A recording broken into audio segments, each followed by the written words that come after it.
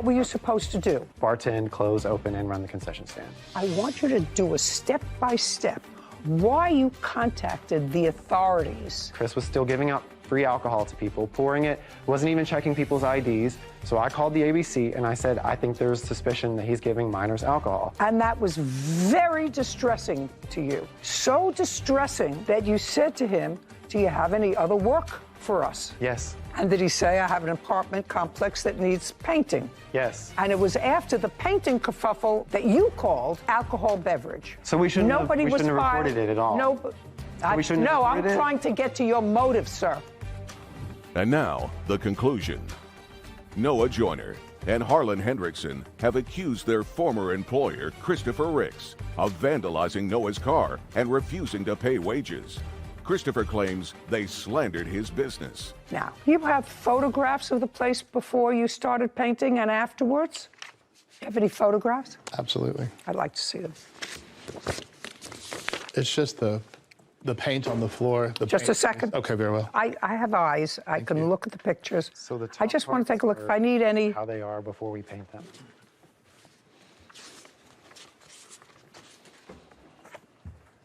That's before they're painted, Your Honor. These are your photographs. Yes, ma'am. You painted the floor. No, ma'am. We had to declutter a couple of units that had stuff. One unit. Like that. Shh, don't speak. You had to, what you call declutter, and you had to sweep it up before you started painting. It was worse. Okay. And did you? Yes, ma'am. And is this a picture of what you allege it looked like? All of the units had stuff in them just like that. Yes, ma'am. Okay. And this is the floor that you painted? Yes. Is that the floor that they painted? One of the three. Okay. So they painted the floors. Did you paint anything else other than the floors? Well, we painted the walls. They painted the walls. Sorry, They dripped on the floors. They are. Okay. They're brand new flooring. We were but told that it just- wasn't. It didn't have to be perfect. Just a second. You didn't put these floors in, did did. you? I thought they painted them. No. They were to do touch-up only, and there was one unit that needed to be finalized, and that was the one you saw that was bad. We were and having the to floors were paint walls. I told you, don't speak when he is. I'll come back to you. the floors were brand new, and like I said, I provided drop cloths and such. They didn't use them. That's not true, Your Honor. Shh. What is this? That's the one unit that was not completely just one emptied unit. out. Okay. This one. Yeah, there was one single unit. And this one. That's the same unit. And this. Same unit. Okay. And the rest of them were cleaned out. Yes, ma'am. Is that correct? All new floor. Yes, the pictures of the, yes. The pictures of the mess are all one unit. unit of the 20. Okay. And how many units did they paint for you, Mr. Ricks? They didn't finish any of the units. They Okay. were in 3 units, Your Honor. Okay. And 3 units have damage. Okay. What you're telling me is they didn't do a good job in 3 units. Correct. Okay. Well, that, didn't finish it at all. that, I'd like to see the photographs of what they didn't finish. The paper copies, there you go. There should be one that's a door that's not even painted. You can see it's two-tone. And the flooring is where they, I guess, scraped the floor. Okay. This is the same picture as this. No, that's different. I can show you on my phone, too, if you'd like. They're different. It's like in one of the areas, they tried to use a tool to scrape paint off in different areas, and that's what was left. Correct. You're You talking didn't about- provide me with any That's not tools. true. There was no tools provided for us at all. Justice, I didn't ask you anything. Is what you're saying to me, sir, that the reason you didn't, I assume you weren't paid for this work, is that correct? Your Honor. Not even for cleaning out that unit, really. Weren't paid. Now, I assume, Mr. Ricks, that you didn't pay them because you thought that they did a poor job. No, ma'am, that's not accurate. Why didn't you pay They them? didn't do the job. They worked there at some point. I agreed with Harland only to pay him $3,000. Harlan, that was you. Yes. That's you. You agreed with Harlan. for that job Yes. Your Honor, that's for incorrect. $3,000. You're almost finished. Do you understand? You're almost done. 1, 2, 3 warnings, then I'm finished with you. And it wouldn't bother me at all. I have to tell you, it wouldn't bother me at all. Now, what arrangement did you make as far as payment is concerned? On June, Mr. Hendrickson started the job first on June 23rd. he was to meet me, and he did. He was late. He was supposed to meet me early. I showed him the whole scope of the project because he hadn't been there, and what I wanted done, what I expected. and we agreed on a price of $3,000. And after they got halfway done, which was 10 units, I would pay them $1,500. And then when they were complete, I would pay the entire $3,000. They didn't get past 3, Your Honor. 3 of the 20. Yes, ma'am, and they didn't finish any of those at all. Okay. What I'm saying to you, Mr. Ricks, you took one guy Right. who you didn't know from a hole in the wall. Yes, ma'am. You took a second guy who you knew was there because I believe that you knew he was there painting with Mr. Right. Joyner. Mr. Hendricks actually fired him twice. You can see in text message if you need to see that. You mean Mr. Hendrickson fired Mr. Joyner? Yeah, he says right here. Oh, Correct, Your Honor. just a second. Well, let me just pull up the text message so But you do know that Mr. Joyner was there. Yes, ma'am. Okay. It was a group. They decided to do a group thing. This is right here. It says, never mind. No one's I not can going to read. help me He's on the anymore. Group chat. And then there's an additional where he says again that I'm going to let Noah have a couple of days off. Just a second. Mr. Hendrickson, so on the 29th, you indicated to Mr. Ricks that Noah, that would be you, is not going to be helping me anymore. Yes. Yes, and you want to tell me why? Noah and I had No, look at me. an argument at the painting job Tell me because about we were arguing. Tell me about the argument, sorry. We were When did you have arguing it? about the detail that we were putting into our work. I walked in and Noah was paying a lot of attention to detail, and Chris told me that the job did not have to be perfect. He just wanted it to be Just done. a second. So Noah was trying to be careful, Yes. and you said you don't have to be so careful. Yes, Your Honor. Is that what it boils down to? Yes, Your Honor. And that was on the 29th. Yes, correct. So after that, he said he's not going to work for you anymore. Correct. Now, so I gather from that statement that since you were working there since the 23rd, you didn't feel as if you had to be so careful to detail. That is I mean, that would follow from what you just said to me. If Noah wanted to be more careful to detail, you say, oh, no, you don't have to be so careful to detail. It doesn't have to be perfect, right? And goodbye, which is what this says. So I have to assume, conjure up in my mind, that if you doesn't have to be perfect, doesn't have to be such a great job. It can be, as my great-grandmother used to say, there's a difference between a schmearer and a painter. That's right. Now, I don't know who would understand that except another Jewish grandmother. But you understand the connotation. You can smear paint. I have a 9-year-old granddaughter who can smear paint on a wall. But if I want something professionally done, I try to get a painter. I told Chris I was not a professional. Just a second. You see, that's my problem with Mr. Ricks. If you want something done right, get a man, not a boy. Tell me the worst thing he told you to do. I don't know what you were wanting from me. What I want you to do is to tell me what he told you about black mold. Don't make it up.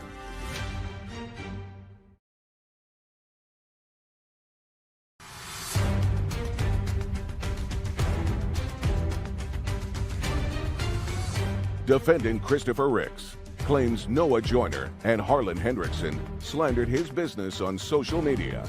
Noah and Harlan say they were not paid for painting Christopher's apartment complex. Now, if I wanted somebody to work on one of my cars, I would not get somebody off the street who was selling popcorn at a concession stand and say to them, by the way, my car over there needs a new battery. Now, would I take my car back to the same dealership? Maybe not, because they're very expensive. But would I find somebody who at least had a referral, a recommendation? I have a 20-unit apartment complex that was empty.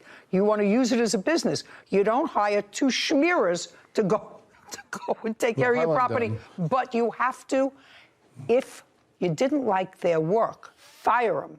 And if their work was not complete and only 3 units were touched, which I don't think that they argue with. So far, that's correct, Mr. Hendrickson? That is incorrect. How many units did you 5. paint? 5. And I actually painted 7, but I didn't complete the last 2. I just did the trim in it. So you completed 5 units out of 20.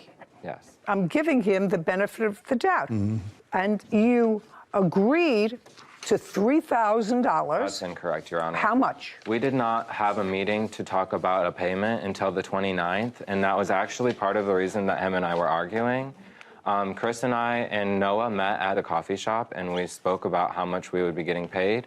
We agreed on a $3,000 price for the end of the month of July because Christopher was supposed to be going on a vacation until July 20th. So the $3,000 was mentioned. It was mentioned, and then he told me and Noah, Chris told me and Noah that on the 30th he would pay us half of what he was going to be paying us. Just a second. You were hired to paint 20 units. Yes, Your Honor. You painted 5, which is 1/4 of the $3,000. Yes, ma'am.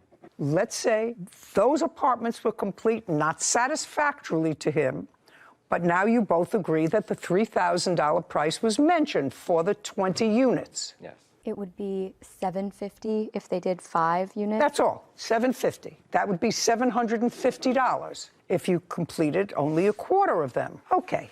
Did you pay them any money for painting, yes or no?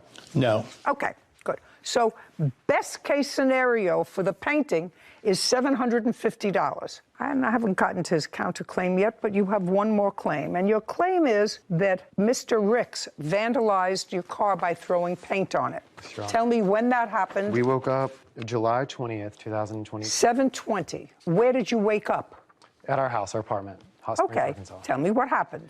I woke up to my car being splattered with the same color paint that we were using in his apartments. Okay, so your car had paint on it when you woke up. Did you see anybody do it? No, ma'am. Just let me take a look at the photograph.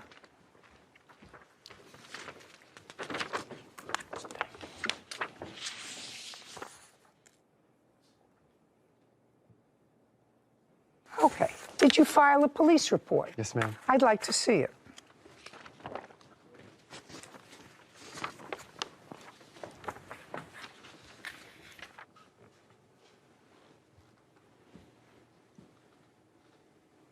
Okay, so no one saw this, but you say that there is a video that you have. I assume, Mr. Ricks, unless you want to tell me that you did, in fact, throw paint primer on his car. I absolutely did not. Okay, and you did not see anybody throw paint primer on the car. But you say there was a video. Noah stated that he has video from his apartment complex pointing right at Noah's vehicle. I think the police put that in there because they had interviewed. So there is no video. No, ma'am. And you did not witness this. No, ma'am. And other than thinking that this paint primer was a result of actions and retaliation for something that you did, do you have any witness that saw him do that? No, ma'am. I have to see proof that the defendant had anything to do with this car. Yes, ma'am.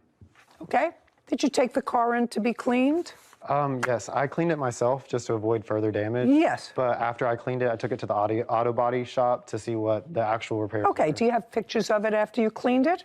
After we cleaned it, it looked somewhat like this. And then we had to take it to the body shop. Okay, They buffed out the rest of it for us. so what you're telling me is you took it to an auto body shop, and the auto body shop... They helped clean up the rest of it, but they still took off our top coat. Okay, very good. Well, you have no proof he did it. So far, he owes you $750. May I interject that he doesn't even own that car? I don't care. I'm not giving him any money for the car. There's no proof you did anything to the car. Okay, I'm not going to get into filing a false ABC complaint with the sheriff because he's not going to be able to prove to me that it's true other than by what he says are his own observations. He doesn't have anybody here who's under the age of 21 who's going to testify that you served him alcohol. So I'm not going to entertain that part of your claim. Money owed for slander, that I would like to see. That's your cross complaint. So far, plaintiff has $750 for painting 1/4 of the places that he was contracted to do. This is the first document, and I had calls just pour in, wanting to know if I'd seen it. And Just then, a second. Don't tell me it calls pouring in, sir, because that's ma'am. hearsay. What's the date on this? This one that I'm reading. It says 1 day ago. It was around the first couple of weeks of July. Okay. I'd like you to tell me, Mr. Joyner, the conversation, where it took place and under what circumstances, when you had a conversation with Mr. Ricks about covering up certain hazards. I'd like to hear that. What would you like to hear? I'd like to hear where the conversation took place, exactly what you said to him and what he said to you. Where it took place? Yes, where it took place, exactly what you said to him and exactly what he said to you. I'm confused. So, like, what is? We are on now. I know the post about a the post. Yeah. We're on now a post. So I want you to tell me when you had the conversation where you were and what you said to him, mostly what he said to you, about covering up certain things with paint. Okay, yes, ma'am. So we were told to cover up holes and stuff with caulking and then paint over it. And then we were told that Now look at me. I was told to go declutter one of the units that had a bunch of old parquet tile, ceramic tiles piled high to the ceiling with old ceiling fans deteriorating. That was the unit that was on site. Right. Go ahead. Right. And so he told me that I want you to tell me the worst thing he told you to do in the apartment complex. Tell me the worst thing he told you to do. There was a lot of terrible... No. Just stop and think of what is the worst thing he told you to do, the worst instruction he gave you. Pretty much that I should just do it without the proper protective... No, that's general, sir. Okay. I asked you specific. You posted something about him, about his apartment complex, about the work that you were doing, and I want you to tell me the worst thing he told you to make short shrift of or to cover up.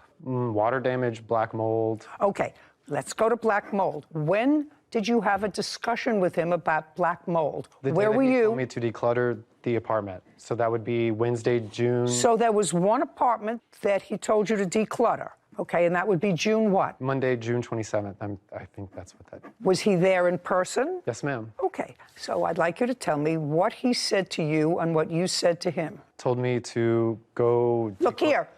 Told me to declutter the unit, take out all of it, throw it away, and to just... No, don't look over there. Just to clean it, basically. To clean it. So that it would be ready to be painted.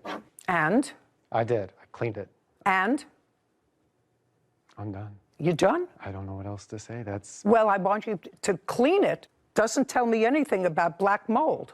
I don't know what you were wanting from me. What I want you to do is to tell me what he told you about black mold. Don't make it up.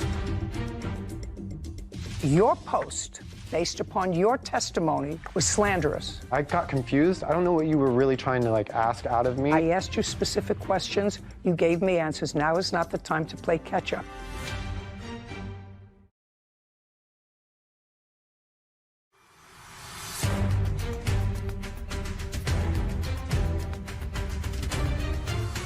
Defendant Christopher Ricks claims Noah Joyner and Harlan Hendrickson slandered his business on social media.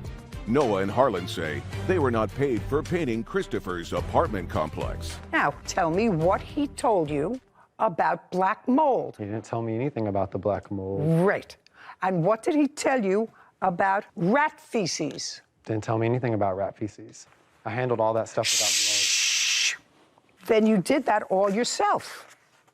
Well, in this posting you said, Chris, that would be you, wanted us to paint over chips, possible, dust, maybe, mold, never. He never told you that. That's what you just told me. Black mold, rat feces, and urine. He never told you to cover up those things. You may have done it, but according to you, he just said, clean it. He had told me to cover up the mold that was in the I don't utility believe that. closets of the apartment. Oh, I don't believe that. In a second. That's Mr. Joyner. Yeah, it was Mr. No, Joyner, this is but Mr. Joyner's trying to communicate post. together. And he never told him anything. According to him, he said, just clean it. You have the second post? That one was taken down, and this is the second post that he reposted, and then his account got blocked because they don't allow that type of behavior. This is the next one, and this is where he claimed to be a bartender on Facebook, and he just took it down recently. It's been up there for months, and I never hired him for a bartender. That's all right. I don't care. That's not important. Okay. What I'm concerned about is what he says that you told him to do, which you did not. Right. He acknowledges you did not. Now, you have no witnesses here. I was going to bring one person, and she's got COVID. Shoulda, woulda, coulda. You have yes, no I have witnesses no one. here. I have no one, Your Honor. Very good. Okay. I find that the things that you posted are slanderous with regard to what he instructed you to do, Mr. Joyner. You were the posting person as far as covering up black mold, feces, and urine, and therefore to beware of Rick's Realty, your post, based upon your testimony, was slanderous because he never told you that. So. But you never really cleared that. I'm sorry. You never really cleared it up. I got confused. I don't know what you were really trying to like ask out of me. Yeah, just a second. It was I don't care told what. to me that I needed to take care of all that stuff and throw it away. Yes, ma'am. It was told to me that. That's why I posted. It was a warning as to like so no one else would have to deal with that same stuff. Very good. Very good. I'm ruling now. So now it's my time. I asked you specific questions. You gave me answers. Now is not the time to play catch up. I find that by posting that he instructed you to cover up black mold, people responded to actually, and rat feces, I don't know how you cover rat feces and urine with paint, and to stay away from his place of business without cause, because what you told me was, he told me to clean it up, that's slanderous. And so on the counterclaim that he has for slander, I am awarding him $2,750. That's a net to him of $2,000 because your claim of $750 for wages is absorbed by his counterclaim. So on your claim, you get zero, zippity-doo-dah. I'm awarding him $2,000 for slander. We're done here. Thank you very much. What about the damages, We Your are Honor? finished. Hire a professional, Mr. Riggs. You want a schmearer, that's what you get. This court is adjourned. Regardless of terminology and how things got messed up, why would you expect someone to clean up rat feces, all of this stuff, and do it for free? It's clear no good deed goes unpunished. I tried to help those kids. Don't understand any of this, really. Well, they were trying to extort money from me and not do work and be lazy and just get paid for work they didn't do. We're trying to move on. We're gonna move on. You kind of try to give people chances when they're down on their luck. I've always been a philanthropist, try to help people out, and sometimes you get burned. First of all, if you're an employee and you're working either by the hour or by the day, you're not a weekly employee or a bi-weekly salaried employee, you're supposed to keep track of the hours where you work, especially if you want to, if there is a potential of suing later for them. As a plaintiff, that is your burden. I was interested to see that you were willing to take that information from the defendant, because if it were me, if the plaintiff didn't have it, that's not the defendant's burden to prove the plaintiff's case. So I knew you did it to sort of round out the sides of the case, but I think that if you as the plaintiff want to come here and ask the court for money, you better have your ducks in a row. And well, that's true. That was true. That was probably an error from me. Not that he got anything, but we got where we needed to go. We got where we needed to go, but that's true. It's not the defendant's burden. Yeah. Although the defendant acknowledged that he worked for him. He did. Very forthcoming and honest. So, but that, again, played better for the defendant, as we saw in the ruling, that he was professional. You're supposed to have your ducks in a row. Yes, and as a plaintiff, you don't get any money if you can't even keep track of the hours that you work. The second thing is that the call to alcohol and beverage, you know, if you feel as if you're doing a public service by reporting behavior that you think could be potentially dangerous, I support that. Mm-hmm. But if you're doing it as a retaliatory act and you don't do it immediately, it's like reporting suspected child abuse. Mm-hmm. If you see a child being abused or neglected and you do nothing and wait a month until you have a fight with the person who is the abuser, that creates a suspicion that it's vindictive and there's a motive to lie. Of course. Because it wasn't done immediately. And they sought another job from the same man after reporting him. Right. You know, to the defendant's detriment, in my eyes, is if you have a big apartment complex and you have guys who were in the jewelry business and didn't make it, then came to work for you in your theater and really weren't very good at that either, then I wouldn't hire them to house paint. Yeah. You know, that actually requires a skill. Without any credentials. So I think that you have to be careful if you have a valuable piece of real estate. Agreed. Anyway, he can't slander him, and he did. I think it all worked out how it was supposed to. I hope so. Brooke Batiste is suing her ex-roommate, Adrian Carter, for property damage, breaking a lease, and a dog attack. Court coming to order. All rise. Be seated, everyone. Hello, Judge. Case 2080, Baptiste versus Carter. Thank you. You're welcome. Miss Batiste, you and Miss Carter were roommates. Yes, ma'am. From when to when? From October 7th to April 1st. Actually, May. And it is your claim that Miss Carter vandalized certain property of yours. Yes, Your Honor. Most specifically, a very expensive couch. Yes, Your Honor. Because you had an argument, and that during the course of this argument, her dog bit you. Yes, Your Honor. And for breaching the lease, because she left. Yes, ma'am. Okay, but it was a good thing that she left, right? Yes, ma'am. You were happy that she left. Her dog bit you. She vandalized Right, the sofa. You were very I was happy very that happy she left, yeah. You were very happy. So we're going to eliminate that breach of the lease part. No. Oh yes, we're going to eliminate the breach of the lease part because you were happy that she left. I didn't want her to live in the same situation as her, but being that the rent was so expensive, it wouldn't have been my best interest for her to leave. It's with her to stay with her dog that bit you. Right. I mean, I don't want you to sound ridiculous to me, okay? Right. All right, let's not sound ridiculous to me.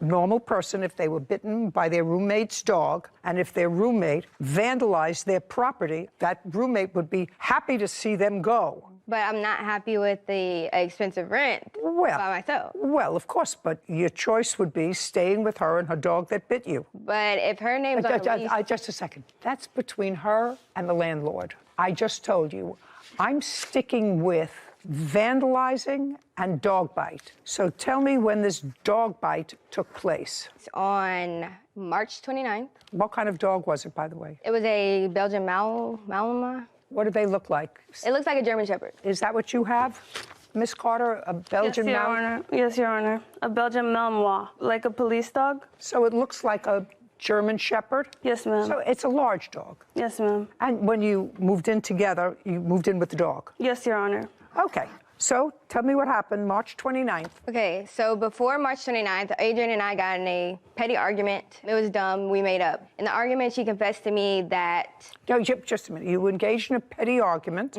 and then you made up. Yes. And the petty argument was on what date? It was on the March 27th. And you made up? Yes. Okay. On the 27th, what were you arguing about? My dog tore up the carpet, and she sent this long paragraph, and we were just going back and forth, and we realized it was dumb, so we decided to drop it. And that's when she confessed to... On the 27th? Yes, ma'am. So you were arguing about the dog, and then on the 27th, after you were over the argument about the dog, is that what you're telling me? Be very careful. Yes, ma'am. Go ahead. She confessed that she gave the guy that I was seeing a lap dance. And? And I immediately cut all ties with her. So you cut all ties with her how? I stopped speaking to her. Even though you were roommates? Yes. Okay. After I stopped talking to her, social media posts were made. By whom? Adrian. Okay. Social media posts were made. Do you have those? No, I do not. Do you have those? Yes, Your Honor. Okay. Why don't you have them if this is your case? They erase, but I have other things that I think you would want to see. I'm going in order. This is a case. So don't try to creep into my mind. Even say in your complaint a couple of days later there were things posted on social media. And is what you're telling me that they were erased? Right. I didn't save anything that she posted. Oh, never mind. I don't have to see anything, correct? Correct. So you didn't save anything? No, ma'am. Then you have no evidence of anything that happened So later. I saw that she had no remorse for what she did. Then I made social media posts. Adrian was mad that I made social media posts. So the next morning, she's yelling at the top of her lungs at 10 in the morning. I wake up to see what she's yelling about. And she's just saying how I'm a...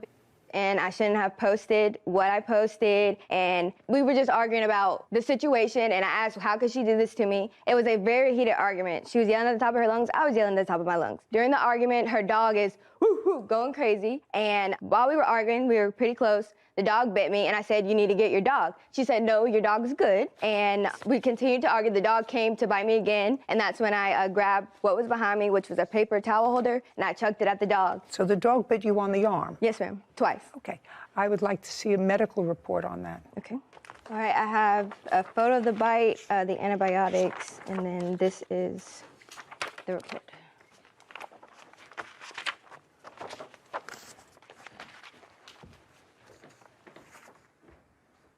Would you show this to Miss Carter, please?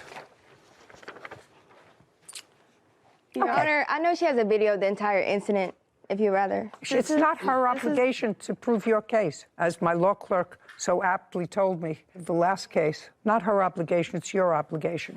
Okay.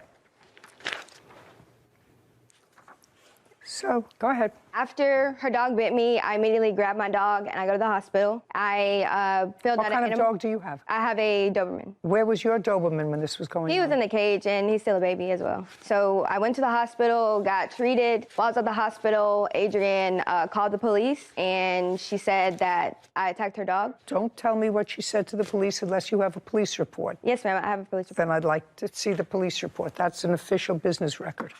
So this is the first police report for the dog bite.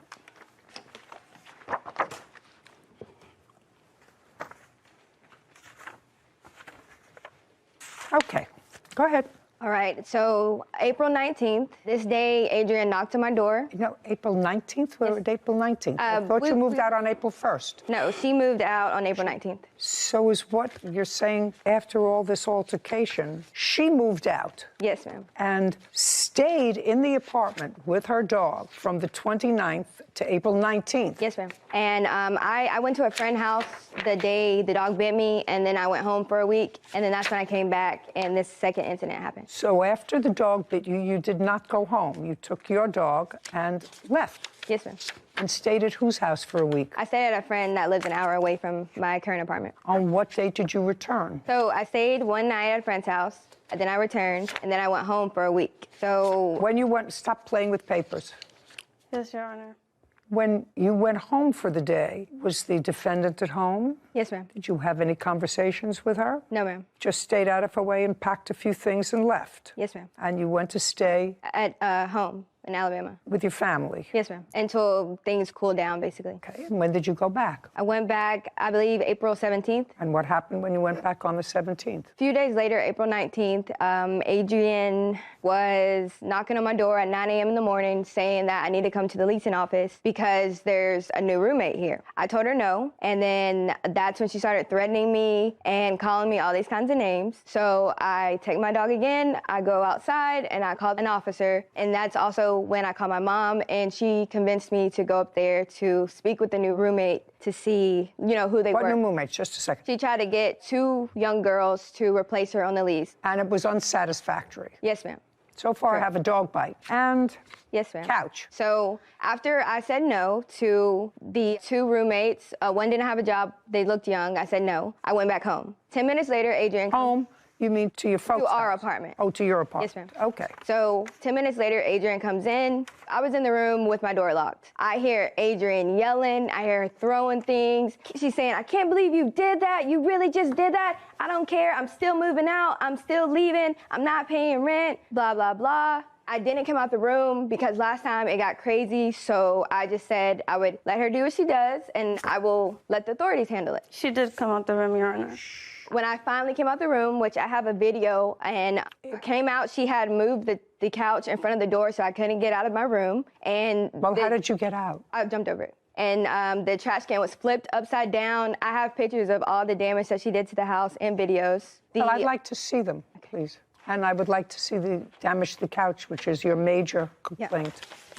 Yeah. Okay, so this is the damages, and then I have a video of the entire incident right here. Want to tell me how that happened? I did put chips and items that wasn't wet on the couch out of anger. I shouldn't have did it, but I did do it. And I didn't put liquid on it or anything. Literally, That's not true, Your Honor. Don't speak. You had no right to even attempt to destroy it. At all. Later. So at that moment, I was like, you know what? I'll just do it myself so we can stop the confrontation. So then that's when the argument started, and he thought that I was kicking him out, which I never told him he couldn't come over, never told him he couldn't be a part of anything. It's a failed business venture where you both expect. It's not a hey, business venture. this is not a tea dance.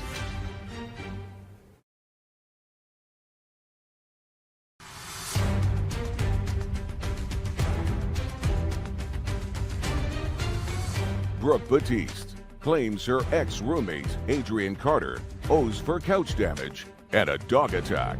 By the way, did you have any unreimbursed medical bills as a result of this dog bite? That's either a yes or a no. No, ma'am.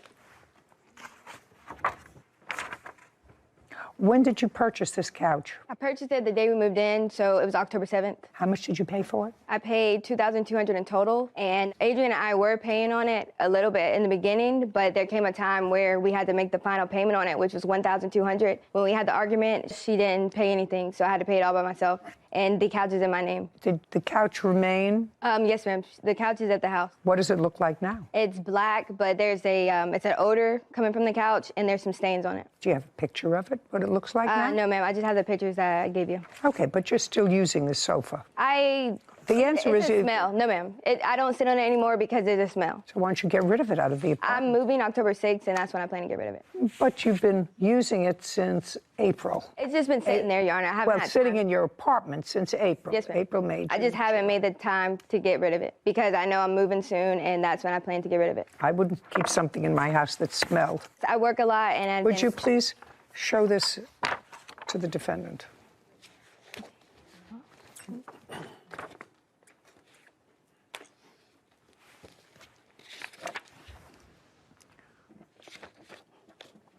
Want to tell me how that happened? I did put chips and like items that wasn't wet on the couch out of anger. I shouldn't have did it, but I did do it. And I didn't put liquid on it or anything. Literally, That's not true, Your Honor. Don't speak. You can get a napkin and wipe it off. But that's my couch too.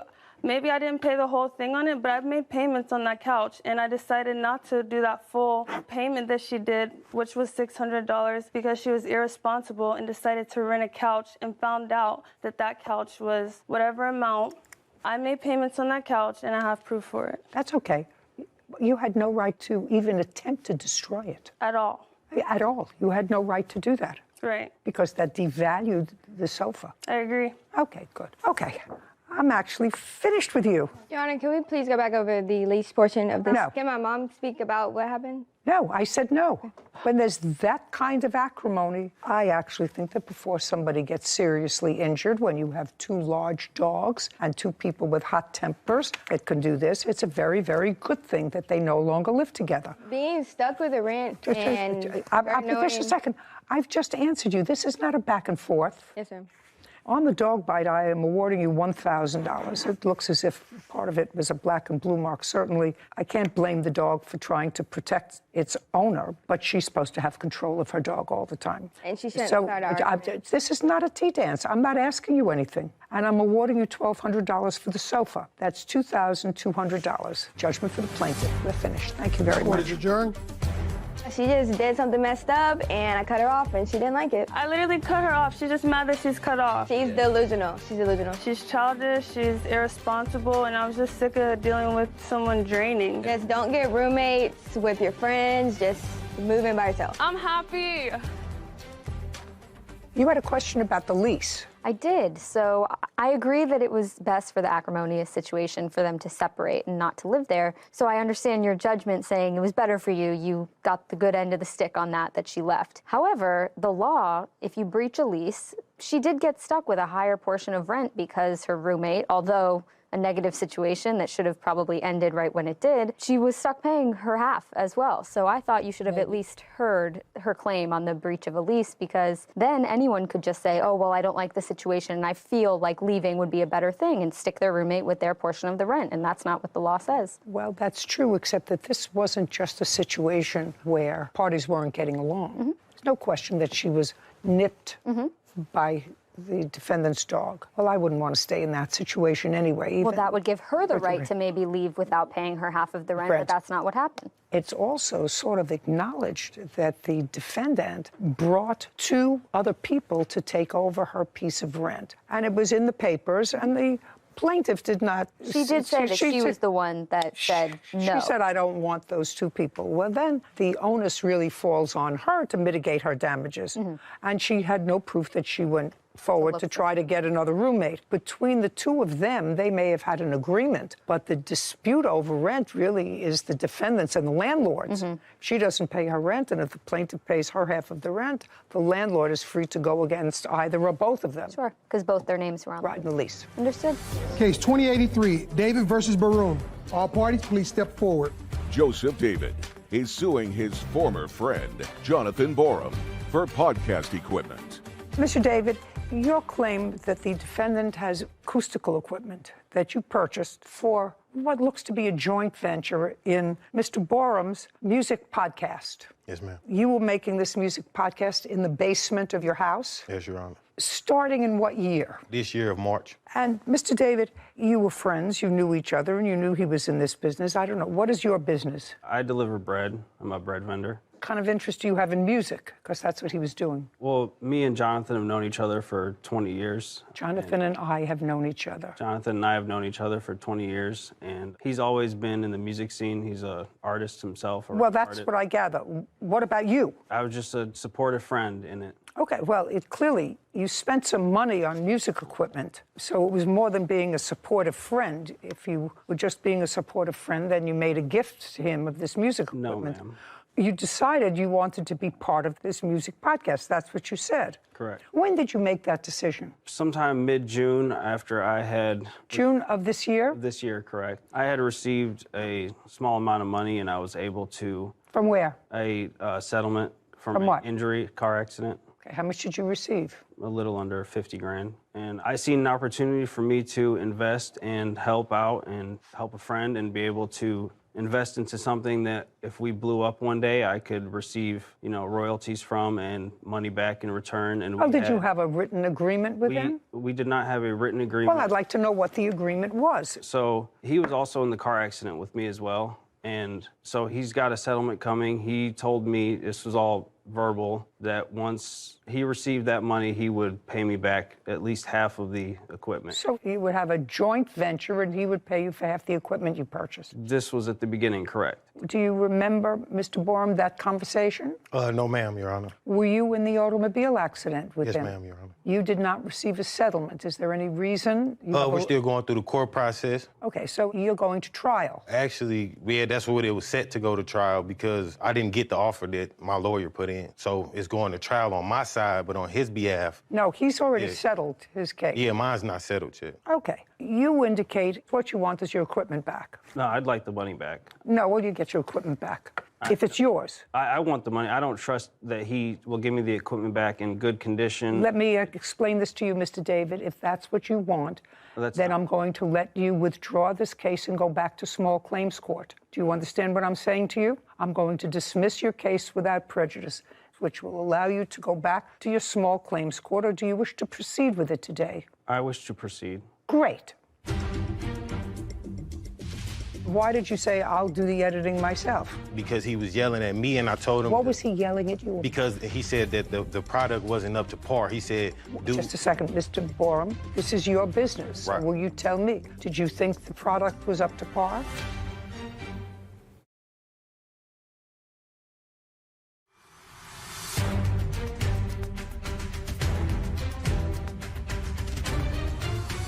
Joseph David claims his former friend, Jonathan Borum, is wrongfully keeping his podcast equipment. So, when you decided to enter this, according to you, agreement, that you would be in a joint venture, when he got his money, he would pay in his half of what the equipment costs, which you indicate, I think, is about $4,400. Correct.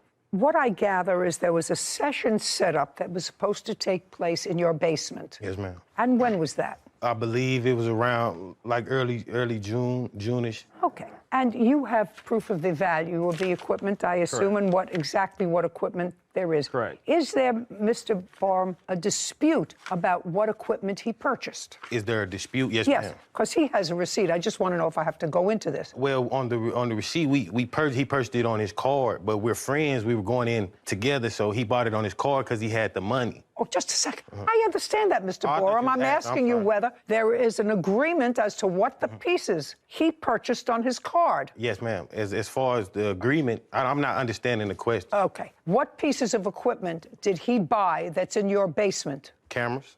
Camera. Cords. Cord. And probably the Black Magic. Black Magic? Black Magic, yes, ma'am. It's a device that works. Do you know what he's talking about? I do. Anything else that's down there that you purchased other than those 3 items? Yes, ma'am. In total... What? Shh, look at me. Tell me what else. In total, there's 2 Panasonic cameras. Are there 2 cameras that he purchased? 2 cameras. Can I look down for... I can't hear you if you're mumbling. There's lighting, 3 lights. There's 3 lights. Did he purchase 3 lights? Yes, ma'am. Okay. wireless mics. How many? It's a set of 2. Did he purchase those? Yes, ma'am. And not to correct you, but we purchased those. No, you didn't pay for it. I gave him the money. I gave him cash. Oh, you did? You're going to show me proof of that in a moment. Well, I don't have proof that I gave him cash. No, ma'am. Because we were friends, so. Just a second. Okay. You have no proof? Did he give you cash? No, ma'am. He never gave me $1. Fine. Not a penny. Okay, not a let's dime. go. We have 3 lights, 2 mics. What else? HDMI cord. He has a cord. Blackmagic ATEM. He has that. 256 gigabyte SD card. What is that? Memory card. It's a $50 memory card. It adds up. Let's go. The card reader, 20-foot cables, a stencil, and a table. Just a second. A stencil and a table. Describe that. It's for the logo that we made for the podcast. I purchased the stencil for the logo. How much did you pay for that? Between that and the table is $80. Let's stay with the big ticket items, sir, Henry. I was adding Great. everything. Okay. Are we finished with the list? Yep, that's all. Very good. How much did you pay for these things minus the $50 card in total? Show me. Minus the $50. Yeah. $43.50. Okay. And all of that is in your basement now? Yes, ma'am. Okay. And what happened, according to what I read, there was a music session scheduled. And at the time that there was a music session scheduled, your daughter had COVID. Yes, ma'am. She lives on top of the house. Okay. And how old is she? That was in July. She's 10 months now, so probably about 8 months. Okay. And she's cared for by both you and your wife. Is that correct? Yes, ma'am. And I gather, Mr. David, that when you found out that there was COVID in the house, you didn't want to go into the basement. Correct. And that was sometime in June. Correct. Okay, can you tell me about that conversation? Well, he told me that she had COVID, and then he said that his fiance may possibly have it, and he may possibly have it. He even took off work, and I filled in for him at work for 3 days because he may have had COVID or not, and he said he wasn't Well, he feeling wasn't. He didn't want to go in and risk it. Correct. So I told him I do not want to continue with this interview. He said he would continue on. You mean with the interview that was supposed to take place in the Correct. basement? Correct. How much after, Mr. David, did you find out that the infant had COVID and that Mr. Borum and his wife were both exposed? Was the video podcast supposed to be made in the basement? 2-3 days. Is that correct, Mr. Borum? From anywhere between 2 to 5 days, ma'am. And when Mr. David told you he didn't feel comfortable coming into the house, what did you say to him? I said, okay, I would have someone else fill in his position because I understood why he didn't want to come over. Okay, and did you have someone fill in his position? Yes, ma'am. And then what happened, Mr. Borum? The episode got done, and it wasn't up to par with Joseph's standards. So that's when the argument begun. Okay, and the argument was what? The argument was the guy didn't do it right, so it was a lot of bickering. So I told Joe, I just do the editing myself. And he took that as I was cutting him out. Okay, so he was supposed to do the editing. Yes, ma'am. Okay, and why did you say, I'll do the editing myself? Because he was yelling at me, and I told him... What was he yelling at you about? Because he said that the product wasn't up to par. He said... Just a second, Mr. Borum, this is your business. Right. Will you tell me, did you think the product was up to par? I did, but I thought it was up to par, but I took his recommendation because I brought him in for production. So I was like, okay, if you don't feel like it's up to par, let's figure it out. But then we kept going back and forth. So at that moment, I was like, you know what? I'll just do it myself so we can stop the confrontation. Because you didn't want to tell the guy what he did wrong. So then that's when the argument started, and he thought that I was kicking him out, which I never told him he couldn't come over, never told him he couldn't be a part of anything. I just told him I wasn't going back and forth because that's why I brought you in for that. May I see the credit card statement from the purchase of this equipment? And Mr. Borum, I want to see where you took out $2,200 from in cash. I want to see where you took. You said you paid him half. $2,200. I didn't pay half. Well, what'd you pay? I never stated that I Just paid half. shh. If you're partners, that's what you have to pay. How much did you give him? I gave him money here and there, like on all the... That doesn't help. That doesn't help me, sir. That doesn't help me. These are bank statements. I didn't think I had to keep a record if we was best friends for 15 years. That's just... I can't help you, sir.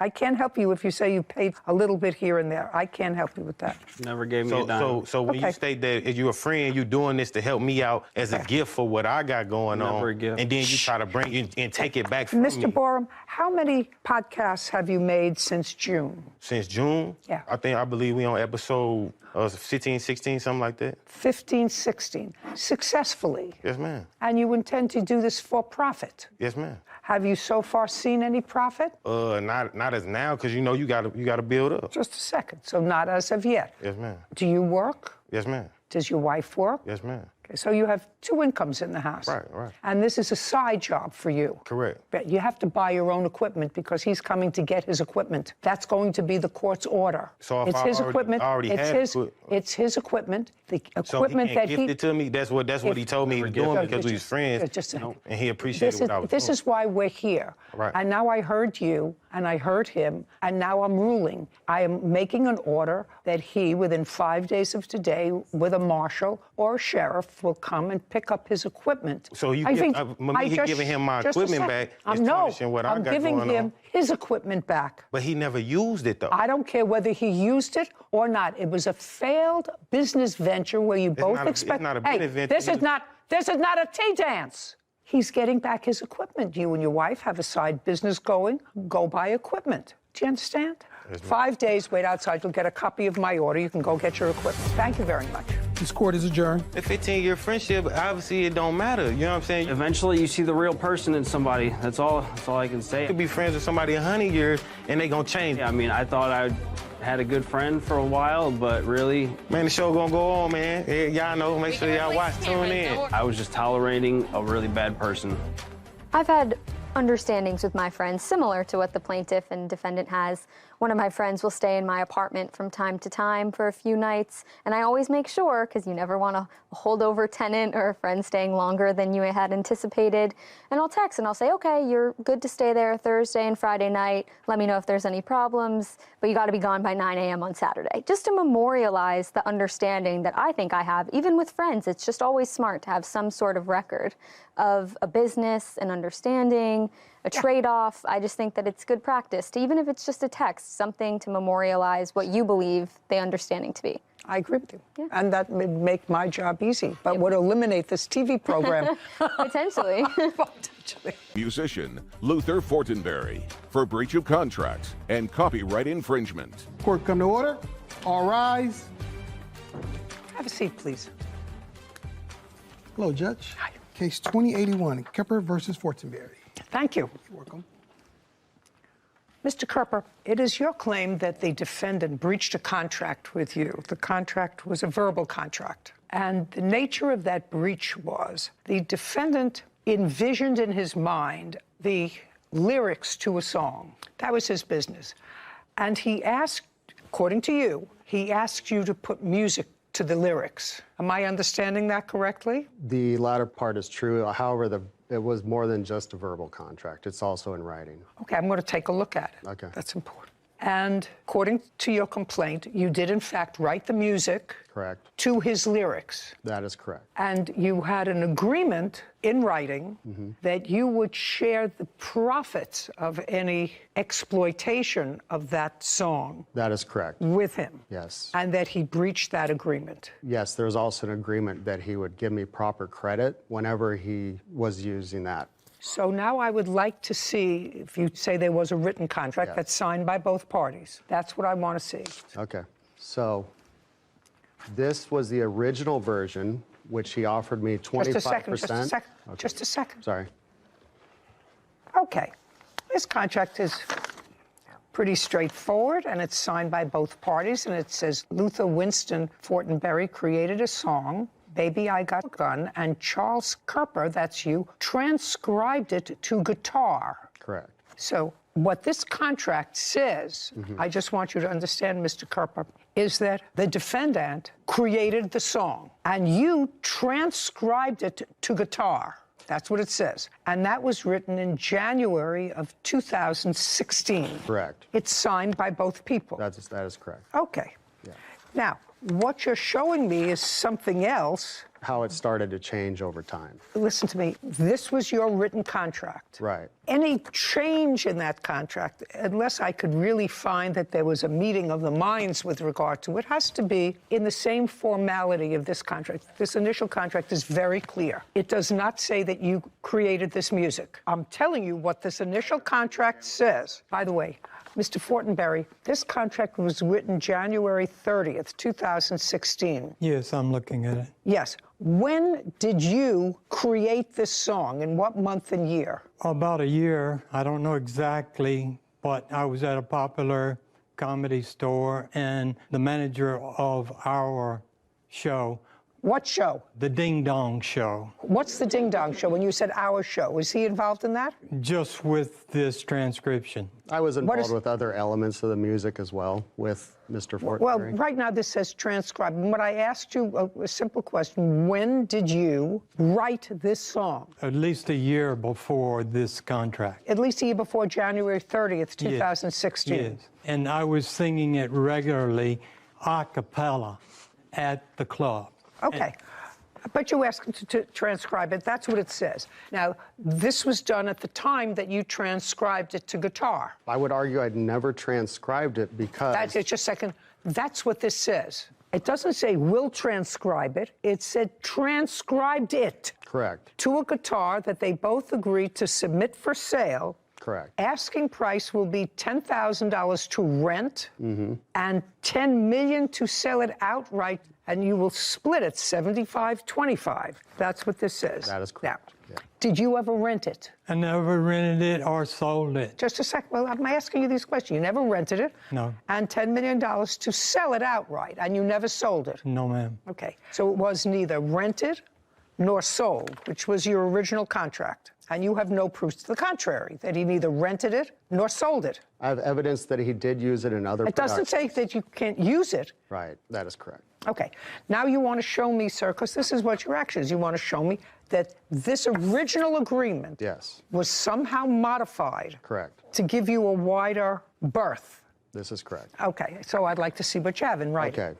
So immediately after that was signed, about 4 or 5 days later, you have the papers that's stapled behind. I confronted Mr. Fortenberry and I said, this is not a transcribing project. This is a rewriting project. What he provided to me was not usable for transcription. And on the next page, we have a text message exchange that I highlighted where he Well, just a second. changes... Shh. Sorry.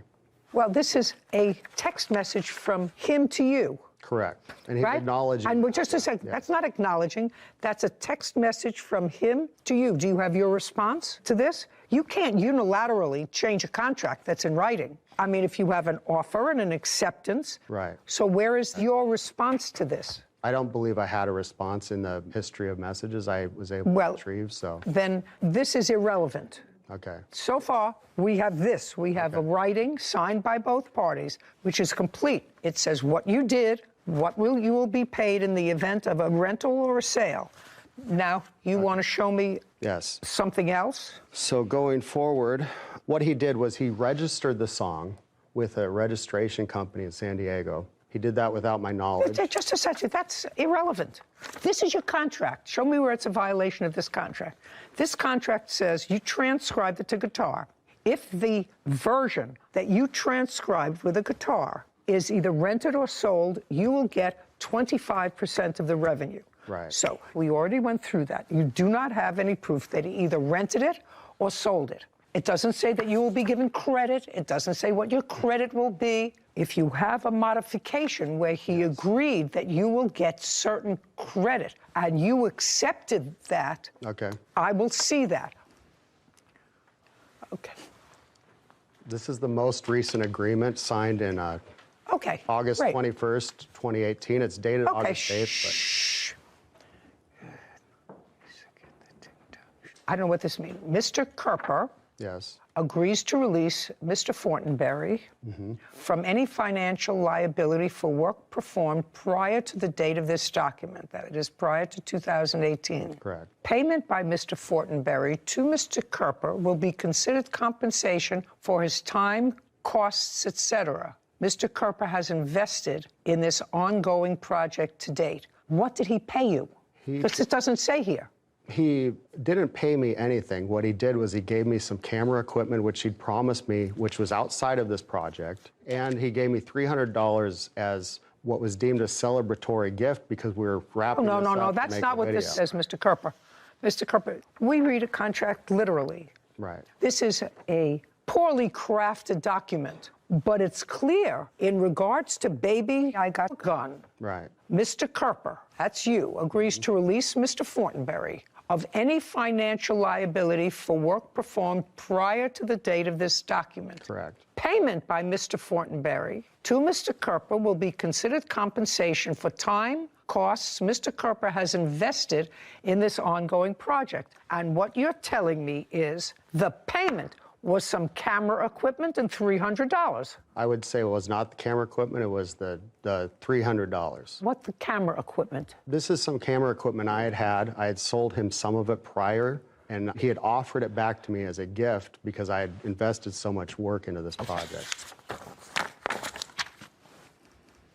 You got 5 more minutes of my time. Okay. You have no case. I believe I do, ma'am. No. I'm sorry, Your Honor. Sorry, you don't. You want him to say, whenever he performs the song, I wrote this song together with Mr. Kerper, and I want you to understand that he's the music man. I don't know what a music man is. It's interesting when people sign contracts and they have no idea what they're doing.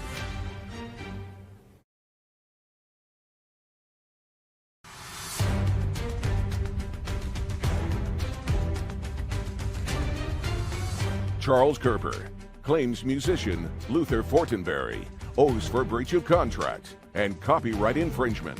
Now, those are the 2 written contracts. You have any further modification of those contracts in writing? Yes, Just a second. I'll see them. Okay. This is a contract in writing, 2018. This is 2016.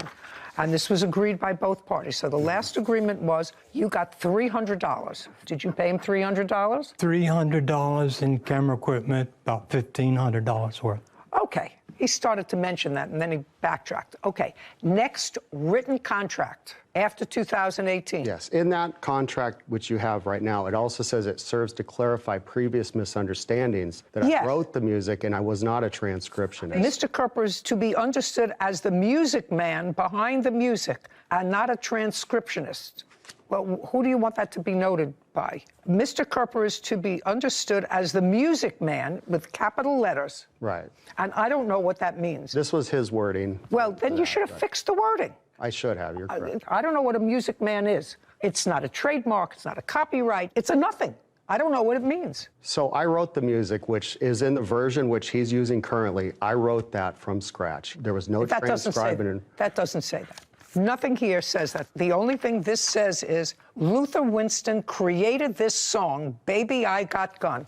That says he created it, you signed it. You wanted to clarify it. You wanted to be known as the music man, not just the transcriber.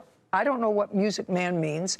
And you got paid pursuant to this, although it doesn't say this, but you acknowledge it. You got paid $300. Okay. Also in that agreement, it also says that I'll be given credit in future uses. It says that. As the music man. You want him to say you're the music man? Credit, which he did not give me credit. Just a second. You want him to say, whenever he performs the song, Baby You Got Gun, if he gets up to perform that, I wrote this song together with Mr. Kerper, and I want you to understand that he's the music man. It's interesting when people sign contracts and they have no idea what they're doing. Okay, let me see the next contract that you have. So this is an agreement which is supposed to be a performance agreement with his producer from the comedy club. But just a second, let me take a look at it. He's... Shh. Well, this is exactly what this says. This says this agreement, and this is August of 2018. And who sent this, by the way? Mr. Fortenberry sent that to me. Okay, it said this agreement gives Luther the right to perform music as the opportunity arises. Luther is further released of any further financial responsibility or debt owed making music. Charlie Kerper will be referred to in the future as the music man. This payment will be for goods and costs making music for $300 and camera equipment. If any referral is made in the future as to who wrote and performed parts of said music above, Charlie Kerper will be given those credits. Correct. Okay? He sent that to you. Where is your response? So he sent that back to me on August 8th. Just a second. Okay. He sent this to you. So I would like to see your response to this. I agree to your terms. I disagree with your terms. If you agree with the terms, then I might accept that as a modification of a contract. If you say I disagree with the terms, then there is no modification. We go back to these 2 signed agreements. Correct. Where is your response to that? Can I explain what happened after that?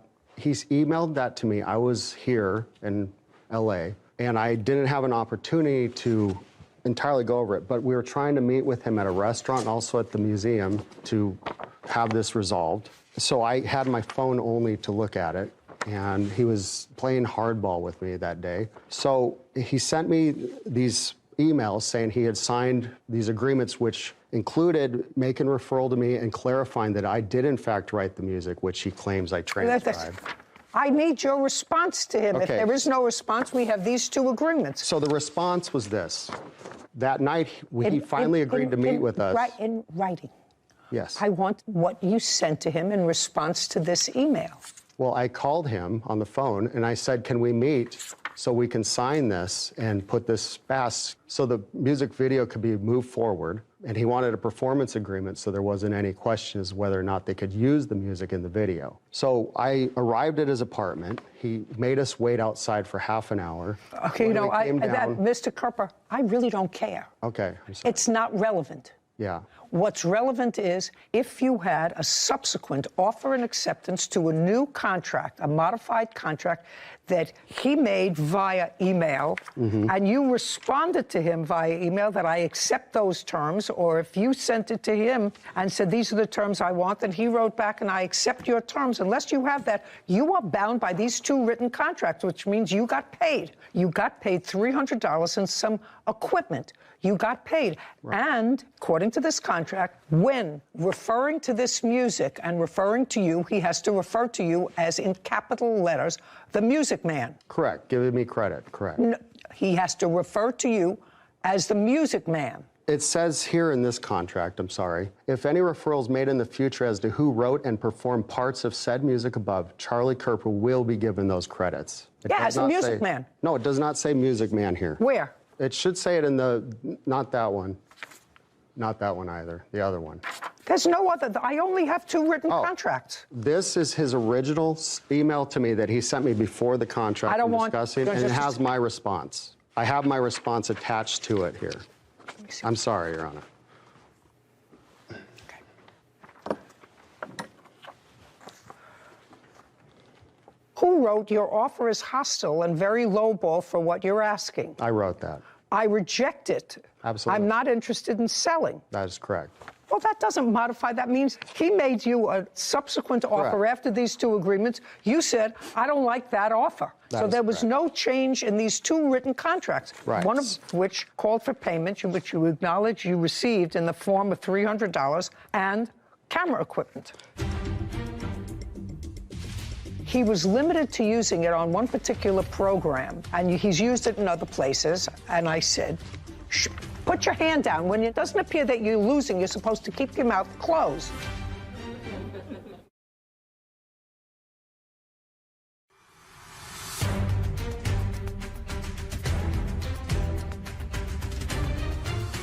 Charles Kerper is accusing musician Luther Fortenberry of breaking their contract. Luther claims he already paid Charles for his services. Mr. Kerper, I want you to understand, you're looking at papers. What you're not understanding is, if you are going to modify a written contract, you have to do it with another contract in which there is an offer and an acceptance. He made an offer to you in this. You rejected the offer in your response. Actually, that email he sent first, he worded it differently, and that's the point. It doesn't matter. You rejected it. I rejected the part that included the sale. Just a second. You can't take pieces of what he says. If you're going to modify a contract which is clear, or as clear as it can be if two lay people write it, and which has been executed and fulfilled by terms of payment, because there was an exchange of cash and goods, which is indicated in here, you have to have a modified contract. Correct. This is not a modified contract. He says to you, this is what I'm going to do, and you said to him, I reject it. It's a low-ball offer. So we're going to get back to, is there a subsequent modification that says, in addition to the $300 and the camera equipment and the fact that I will refer to you if I refer to anyone when he's singing the song, which I've never heard. I've heard of patter, you know, where somebody talks about patter, and so-and-so wrote the song, and he wrote it when he was mourning the death of his dog and then sings the song. You know, that's patter. That's what I understand patter is, the chatter before. So if he was going to chatter about who wrote the song, he'd have to say, and the man behind the music is Mr. Music Man. That's all this says. And he's never sold it, and he's never rented it that you can establish. He has used it in film productions? He can use it. Your contract doesn't prevent him from using it, sir. The final, I'm sorry, but the first one I gave you is the final. That was what led up to the... No, this is a clarification, because you asked, right? And this is your final payment, $300, and camera equipment, because that's what you both agree that you got. There is no modification. There is, though. Well, then show me. On the top line of the final, it says it'll be used exclusively in the Ding Dong Show and nowhere else without permission, and that is what is... Just a second. It says this agreement gives Luther Bambury the right to perform name music in the Ding Dong Show and the promotional video. Correct. And? That's it. So? So that is what he's limited to as far as performance. Okay. And? And he went and used my music in other productions without consulting me. Okay. I also have lyric sheets showing that... Listen to me, sir. Yes. I've already explained to you what this case is about. It's a contract case. Okay. I'm not going to go through contracts 1 and contracts 2. It was painful enough when I went through it the first time, half a century ago. Yeah. What I'm telling you is you have no modification of a contract unless there's an offer and acceptance. The only 2 contracts you have are here. I absolutely read this, and it says this agreement gives Luther Fortenberry the right to perform music named in the Ding Dong Show and promotional video. Correct. That's what it says. You say he used it in other places. That is correct. There's no remedy if he uses it in other places. You only have a remedy, sir, if he sells it or rents it. And you're not asking for injunctive relief. There's no action. He did with it, to be honest. What? I don't know what he's done. I've asked him for a complete statement of where he's used this and what payment. Mr. Carper. Yes. You're the plaintiff. Yes. It's not his burden. It's your burden. What you're saying is he was limited to using it on one particular program, according to this, and promotional. And he's used it in other places. And I said, put your hand down. When it doesn't appear that you're losing, you're supposed to keep your mouth closed. It's your burden to show me that he used it in other places. That's first. Okay. Show me. I can do that. I have the papers. I had it quite orderly before I came into court, and its nerves happen.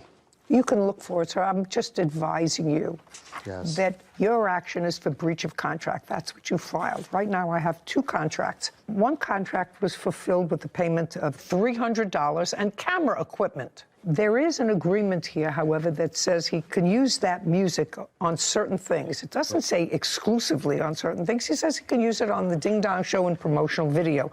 I assume promotional video, if you're inferring what that means, is for the Ding Dong Show. Now, it doesn't say it. If he uses the music someplace other than the Ding Dong Show and promotional video and he gets paid for it, I get a certain amount of money. Your original contract provides for a 75-25 split if the music is rented or sold. Right. That's what it provides for. So when I accepted the payment on the contract, that was with the notion that he was going to give me credit in the future, which he has not done. Okay, we're done here, Mr. Kerper. It's unfortunate, but you are bound by the terms of this contract. The terms of the contract are absolutely clear. You have one in 2018, and you have one in 2016. The one in 2016 is crystal clear. You're a transcriber, and as a transcriber, you will get 25% if the music is either rented or sold. Subsequently, there was a writing that says you don't want to be known as the transcriber, you want to be known as the music man. Your Honor, I did not transcribe anything. I wrote the music, okay. and that's Mr. why Kerper, we're done. You got paid $300 for writing the music and camera equipment. We're done. Your case is dismissed. This court is adjourned. Mr. Fortenberry approached me to transcribe a piece of music he... Well, I'm sorry she had to listen to so many lies. ...presented me as completed, which it was not. And I'm glad she had something in print, like contracts. I helped develop the lyrics further and also write the music. I hoped that he would see the truth. Well, there's always more songs, isn't there? And correct his lies. While I really appreciate that these two plaintiff and defendants had a written contract, it's always a risk as a layperson to write a contract yourself. It has to be fully integrated, all the points have to be hit, and one major part that was lacking here was a remedy section. So if the plaintiff is claiming that he deserves some sort of credit or some sort of payment for a show or an exploitation of the song going forward, there needs to be a sentence, at least, that's a meeting of the minds as to what's going to happen if that condition is not met. In the future. In the future, because the contract, the second contract in 2018, clearly said he was paid. And he was paid. He signed it. And he signed it. He was paid $300 and some camera equipment. The defendant said it was worth $1,500. I don't know whether it was or it wasn't. Anyway, it was inartfully done. You have to give them credit for trying. Yes. For trying. You know, they're music people. They're artists. Yeah. Language and specifics and details is more our forte as lawyers. More important, it's so frightening that I think I have a memory somewhere back here of the Ding Dong Show. So I'm going in the back now and look up the Ding Dong Show. Well, I'd like to hear that origin story. John and Cynthia Frazee are suing John's former client, Cynthia Booth, and her fiancé, Dwayne Burnley, for posting damaging reviews. Court come to order. All rise. Have a seat, please. Hello, Judge. Why are you Case coming? 2079, Frazee versus Burley Booth. Thank you. You're welcome. Mr. Frazee, you are an electrician by trade. Correct. And how long have you been in that business, sir? Since 1986 as a license and 1978 as an electrician. Now, maybe a decade ago, you're going to give me the exact year, month and year. You were called to do a job for this lady. Your last name is? Booth. Miss Booth. And you did an electrical job for her. We'll go into it more fully in a minute. When you were doing that job, you brought in a helper. This gentleman whose name is Mr. Burnley. That's correct. And before you brought in Mr. Burnley, I gather from the papers, Mr. Burnley did not know Miss Booth. Would that be a fair statement? That's a fair statement, but he did not bring me in. I was actually just driving down the street, and I'm new to the mountain, and I drove by and saw Mr. Frazee there, and I was... Listen, this is not Gone with the Wind. This is not War and Peace. I asked you a simple question. Before you were brought in on the job, you didn't know Miss Booth. That's correct. Right. And that was about 10 years ago. Correct. Since that time, since you were brought in on the job, you and Miss Booth have gotten to know each other a lot better. Correct. And I assume that by a lot better, that the two of you live together. Correct. And you've been living together for how long? Since November. Of this last year. Yes. November of 2021. But prior to that, you were social friends. Correct. And that social friendship started when first introduced to her at this job. It's the first time you met her. Oh, that's the first time I met her, correct. Correct. This is your problem, and this is the nature of your lawsuit. You allege that you did a job for Miss Booth almost a decade ago, and you came to ascertain that Miss Booth and/or Mr. Burnley had written some negative reviews about your company, currently wrote negative reviews about your company based on work that you did 10 years ago. Yes. That's your complaint. And you asked them to take them down. First they did, then they didn't. You found other ones posted in different areas. Now, Mr. Burnley, are you a working man, sir? Yes. What kind of work do you do? I'm an electrical contractor in Big Okay. Now, at the time that you first met Mr. Frazee, did you have your own company? Yes. You had your own company. Yes. In what year did you do Miss Booth's job? I did it on April 30th, 2013, Your Honor. That's not correct. That's not correct. Shh. Month and year, you say you did the job. The job was done on May 9th of what? 2013. Okay, so we're off by a month. Is that right? I don't care. You were talking about 9 years ago. Correct. Now, tell me something about the job. What was the nature of the electrical job that you were doing? An older home needs to have at least a minimum of a 100 amp service. Ms. Booth's home had a 70 amp service at the time. She was purchasing it, and that came up on the inspection report to replace that, which I was engaged to do. So far correct? No. Well, now I'll have your version. Did you have to upgrade the electric? I had to upgrade due to a homeowner's insurance. Okay, That's well, what they required. What's the difference in what he said? He said that you had to have your electricity upgraded, and it came up in the inspection report. It did not come in an inspection report. Well, then how did they find out? Who found out about with my policy. What do you mean you were honest with your policy? Well, they asked me what year the house was and what amperage it had, and I said 75. And your insurance company said to you it has to be 110. 100. Oh, 100. Yes. Before you could move into the house, for one reason or another, you had to upgrade the electric. Correct. Okay, and you hired Mr. Frazee to do that. Yes, they were my friends.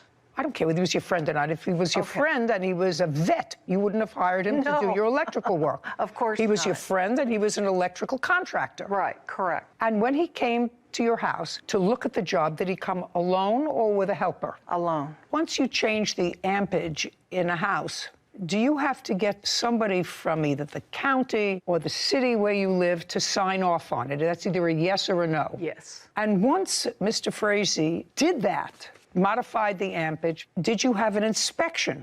Yes, Your Honor. Do you have that inspection? Yes. I'd like to take a look at it.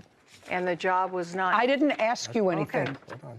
That also includes Mr. Burnley's inspection. Just a second. I'm sorry. Don't volunteer. I'm old. I get confused. I try to keep these things very linear, so even I understand them. This is the inspection sign-off on the work that you did in 2013. Have you seen it? Yes, of course you have. No. Well, show it to them. You do remember that you had to have an inspection afterwards. Of course. Ms. Booth. Of course. Okay, it's just common sense. If you didn't have the work done and you said to your insurance company, I had the work done, the insurance company would say to you, show me proof that you had the work done, otherwise we're not giving you insurance. Correct. So you know you had an inspection after he completed the work. It wasn't after the work. The work was never... Shh. I didn't ask you anything. Okay. But I will answer for you. She wasn't... You can. Okay. You can. So the insurance company accepted your word that the work was done? Yes. Okay. Can I have that back, please? And I did tell them I had it signed off, but it was signed off when the job was half done. That's your problem. You want to sign off when something's half done? Fine. I wouldn't sign off when my hair was half dry. I'm saying to you that it was nasty and malicious. And it wasn't until the two of you were hoochie-coochieing that all of a sudden we got negative reviews about a job they did 9 years before. That's ridiculous. It's mean-spirited.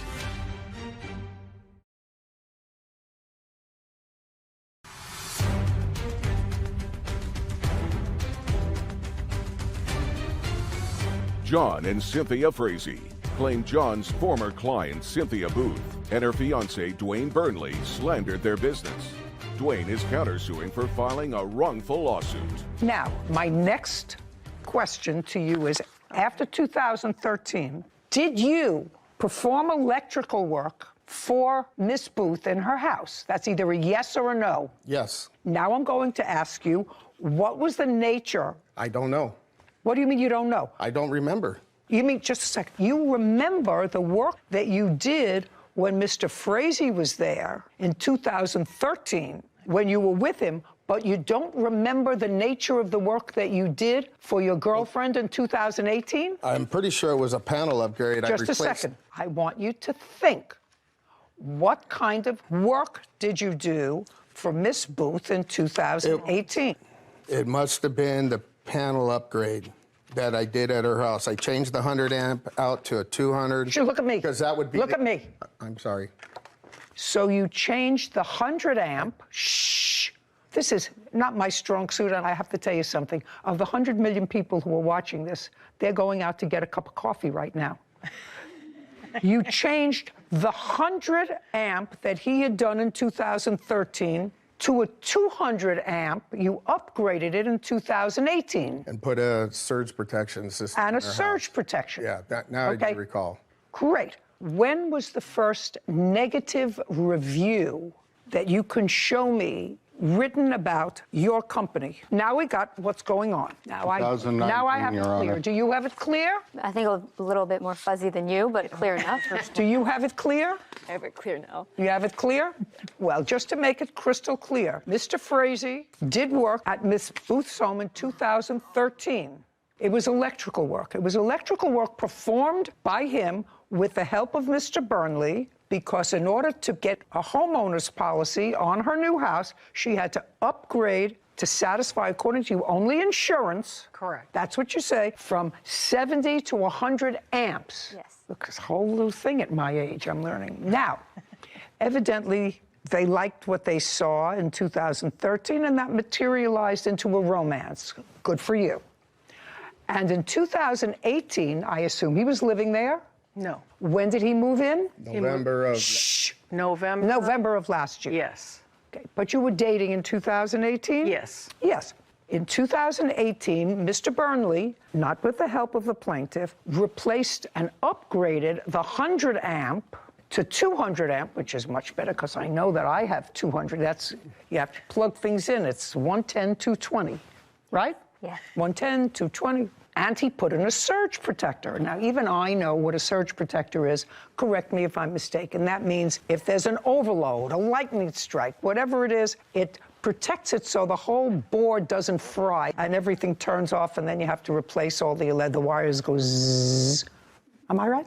Right. So he upgraded the system and touched of necessity what Mr. Frazee did in 2013. No question, had to do that. Now I'd like to see the negative reviews and when they started. The first one we found was in 2019, Your Honor. Well, are these in order? This was... That's the most current one that was in February of 2022.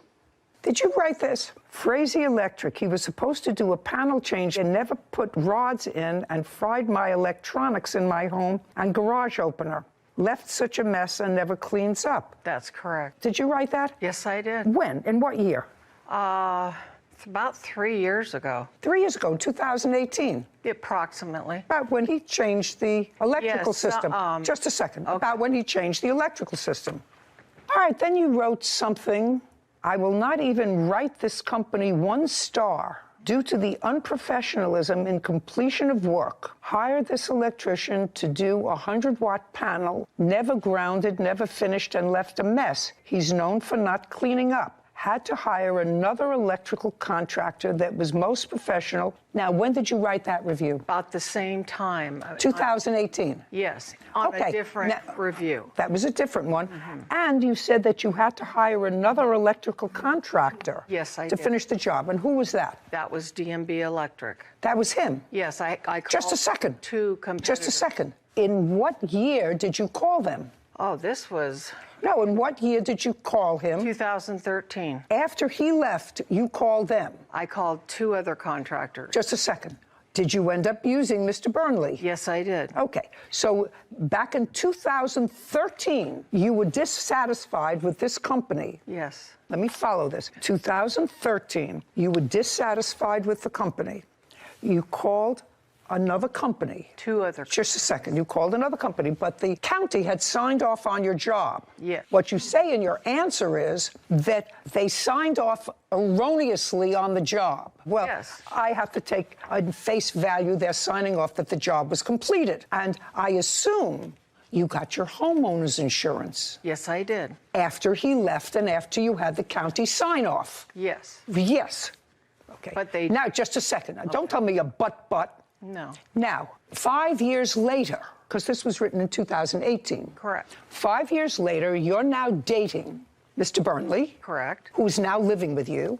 No. Who had, well, you say you moved in 2021. Oh, 21. Yes. Yeah, who's now living with you. You began dating in 2018. That's correct. And Mr. Burnley, who is now living with you, and in 2018, you woke up one morning and said, who now has his own electrical company, woke up and said, 5 years ago, Mr. Frazee's company and he did not do a professional job in my panel. And now we're dating. And now all these negative reviews come, not in 2013 when we, Sarah, you have Yelp and all those things in 2013? I'm not sure if I can get back that far, but I could search. And I wasn't aware of Yelp.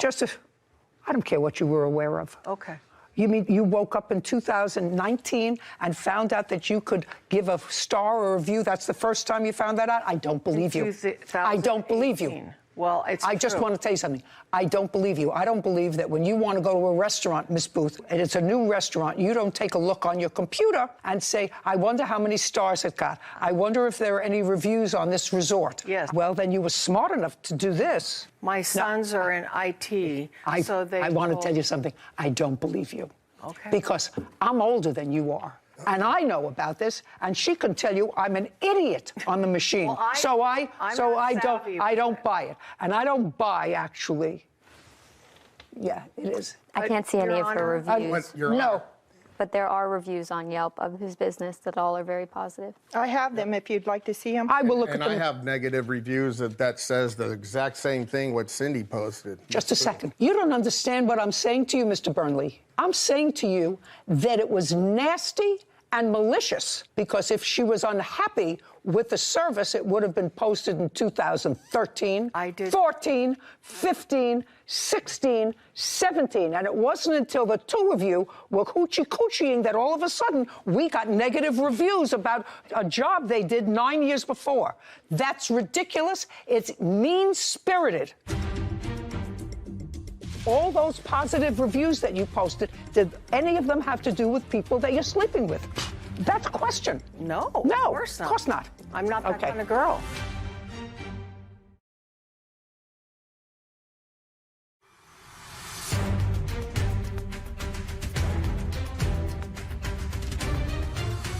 Electrician John Frazee has accused his former client, Cynthia Booth, of posting damaging reviews years after the job was completed. It's mean-spirited. That's not correct. Just a sec. You say it's not correct. Well, I'm looking at the timeline. I'm looking at an inspector's report. Right. Who is a disinterested party, who signed off on an electrical work. I'm listening to Mr. Burnley, who 5 years later did work that replaced his work from 100 amps to 200 amps with a surge protector, and all of a sudden, you start writing negative reviews about their company. That's the timeline. And if you want to try to fill me in and make me feel as if I made a mistake, I'll give you 30 seconds to do it. Yes, we started seeing each other in 2014. And my sons are in IT administration, and they had told me, Mom, you don't know Don't about tell me Yelp? what your sons, don't tell me what your sons told I me. didn't know about Yelp or Google reviews back at that time, because I'm not computer savvy. You want to know something? I don't believe you. I don't believe you. I'm almost 80 years old, a lot older than you are. And I know that if I want to look something up, which I do occasionally, I look something up and I say, did so-and-so eat at this fish restaurant? It's a new place, it's a new town. I'm going to go there and take a look at it. I know how to do that. And I'm an idiot, and I'm an idiot. And if you just found it out, if you just found out how to do it, then there was no reason for your first review to be about his company. No. About a job that was done. There's 91 other reviews I've posted. Just a second. Positive or negative? Positive. Are you sleeping with any other electrician? No, I'm not. Just a second. That's the end. All those positive reviews that you posted, did any of them have to do with people that you're sleeping with? That's a question. No, of course not. Of course not. I'm not that kind of girl. What I'm telling you is the timeline doesn't make sense. These nasty reviews written about a job that started 9 years before, in this case, 6 years before, now that you are sleeping with a head of an electrical company, don't make sense. And my nose tells me if it doesn't make sense, it's not true. Now, that was where he hit the side of my hand. You threw something at it. My driver's side window shattered. He purposely swerved towards me to hit me. We should do it. Thank you. Okay. Wife? No. Girlfriend? Yes. Were you in the car that day? I was. Great. Did you go crazy? Well, it was my brand new car, so yes. Yeah. Okay. So he was driving your car? Yes. All right, Mr. Stewart, you are suing the defendant because it is your claim that he smashed your car window during what is an incident of road rage, a little bit on both sides, perhaps. Why don't you tell me when this happened? So it was Halloween of last year. What time? I believe around 5:30-ish.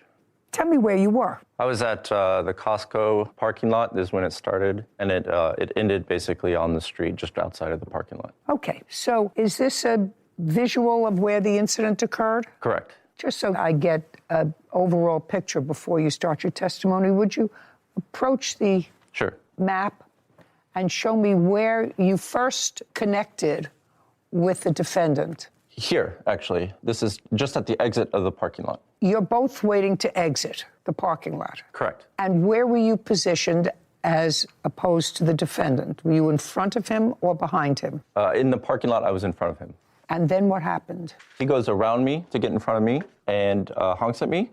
We both end up at a red light. So he went around you? Correct. Were you doing something that delayed you from exiting the parking lot? No, I was not slowing at all. I was going the 15 miles an hour. So he just scooted around you? Correct. Is that right, sir? No, ma'am. The incident started at the stoplight. He says that something happened. There was some interaction as you were both leaving the Costco parking lot. And I have to believe that, sir, because you were both leaving the Costco parking lot. Correct.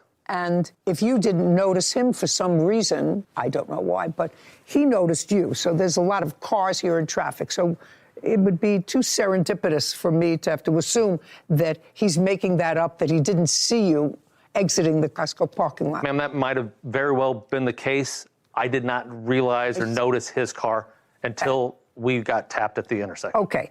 Now you're both outside. And who was first? His car is in front of mine. Okay, and that's at the stoplight. Yes. And the light changes color. Correct. And he did not move. Correct. So now tell me what you did. Sure. So I honked at him. I inched closer to him, hoping that he would see me. And then I had a collision with his car, like a fender bender. Then you hit his car. Correct. Okay, now you can go back. Thank you. Okay, so now you hit the bumper of his car. So far, is that correct? Yes, ma'am. And what did you do next? I slightly reversed so that I wouldn't be near his car. What I did next was I stayed in my car. I saw him and his passenger get out. I didn't leave my car because I didn't want to get out in the intersection. And then the passenger took a photo of my car, the front. He approached my car. Frankly, he was staring me down. He was what? Staring me down like this.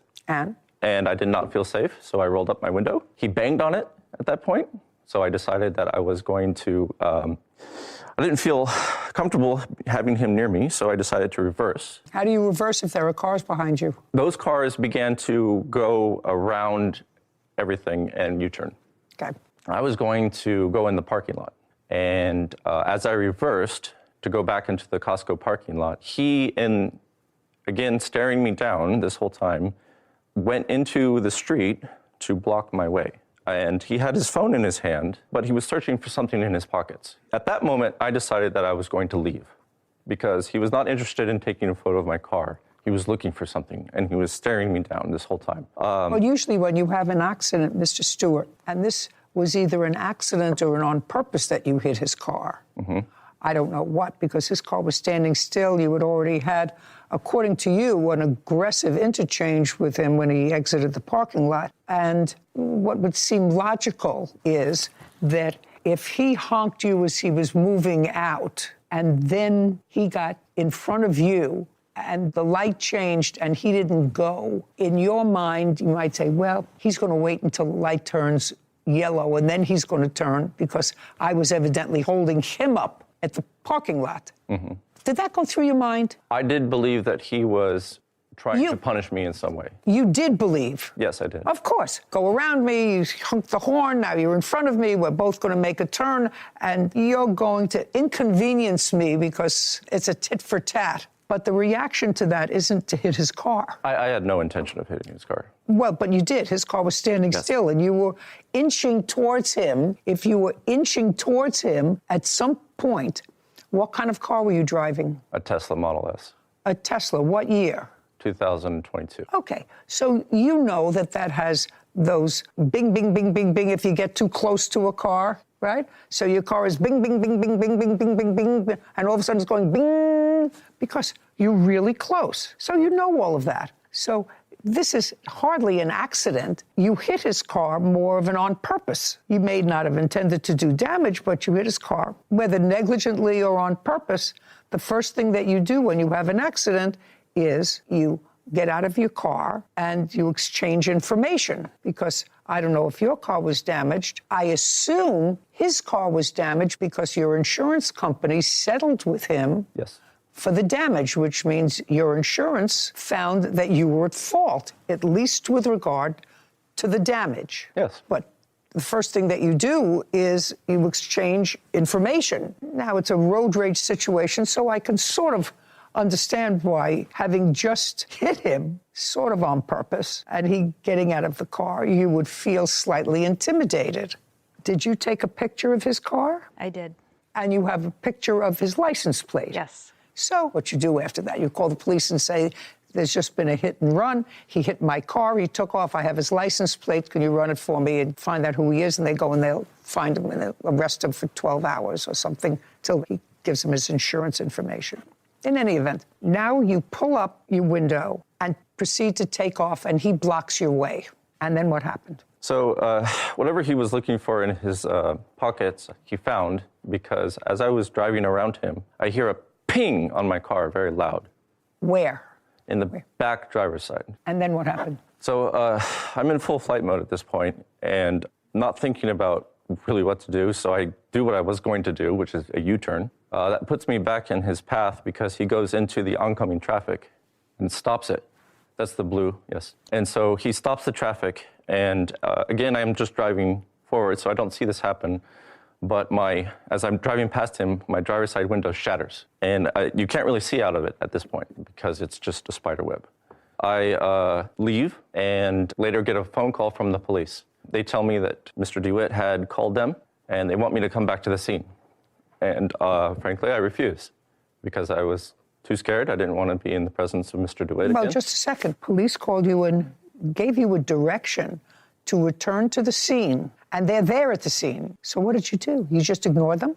No, I told them that I didn't want to, and they agreed to have the officer come back to where I was. I didn't feel safe. That you didn't feel safe, sir. You may not have felt safe if he told you to come back to the scene, but if police officers are on scene and they tell you, please come back to the scene, then that's what you do. You come back to the scene. The officer did come visit me, and he told me... You can't tell me what he told you. That's hearsay. You have a police report, I'll look at it. Yeah, I do have a police report. I'd like to look at it.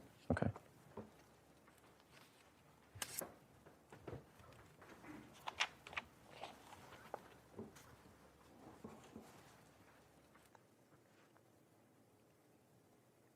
Okay, so I see the police report. The police report is relatively consistent with what you testified to today. The police report refers to a video, which I assume that the police officer watched. Is that correct? I showed it to him. After the taking information, the police officer determined that there was felony vandalism with regard to breaking his car window. I know that you're going to have a different story for me, I assume. Okay.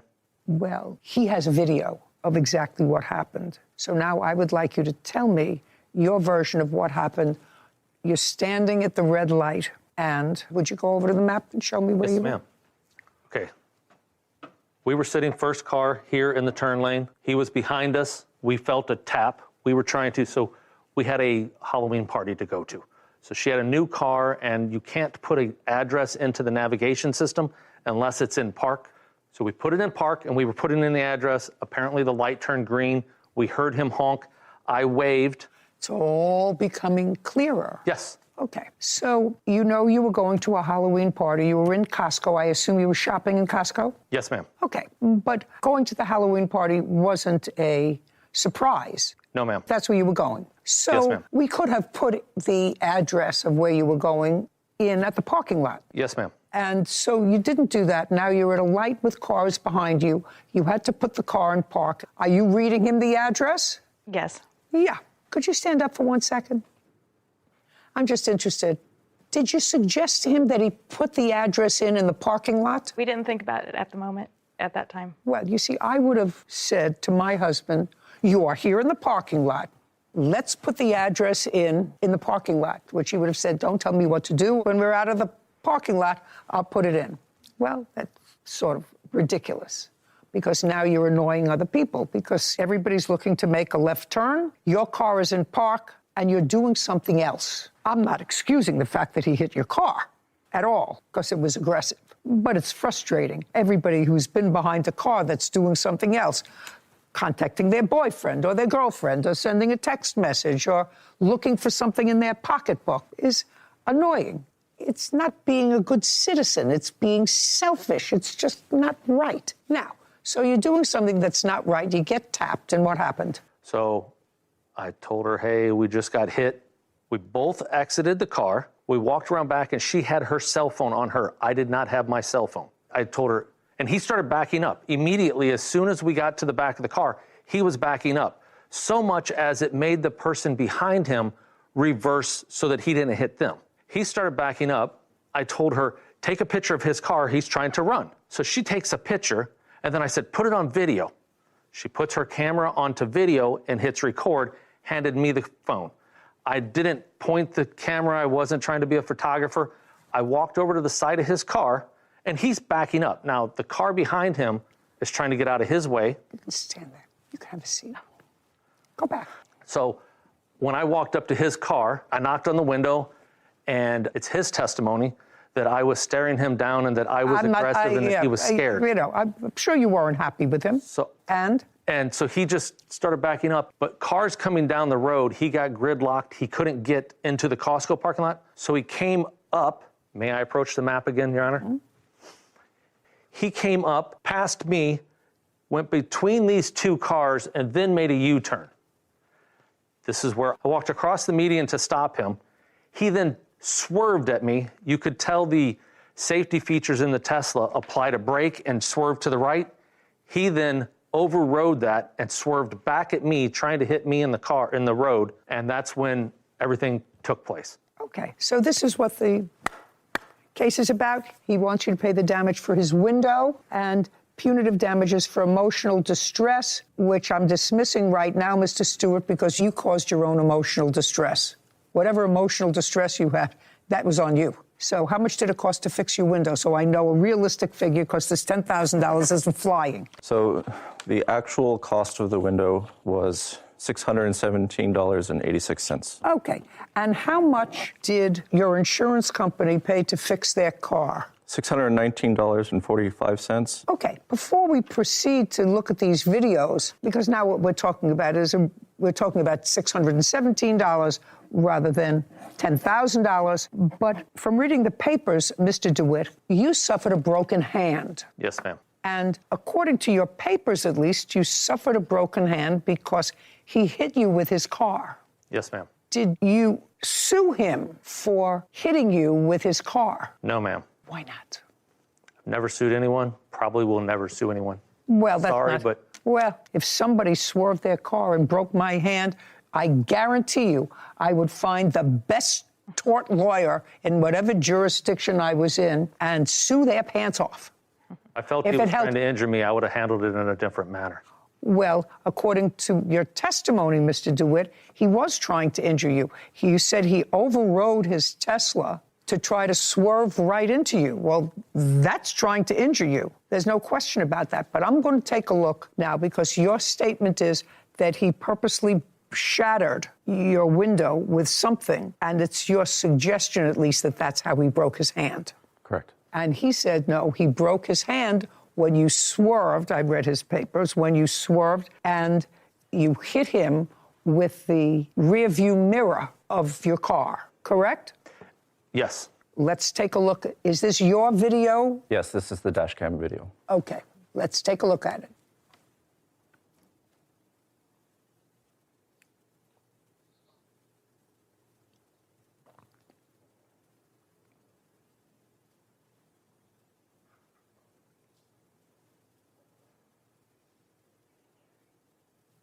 Right, so, sorry. Not a so.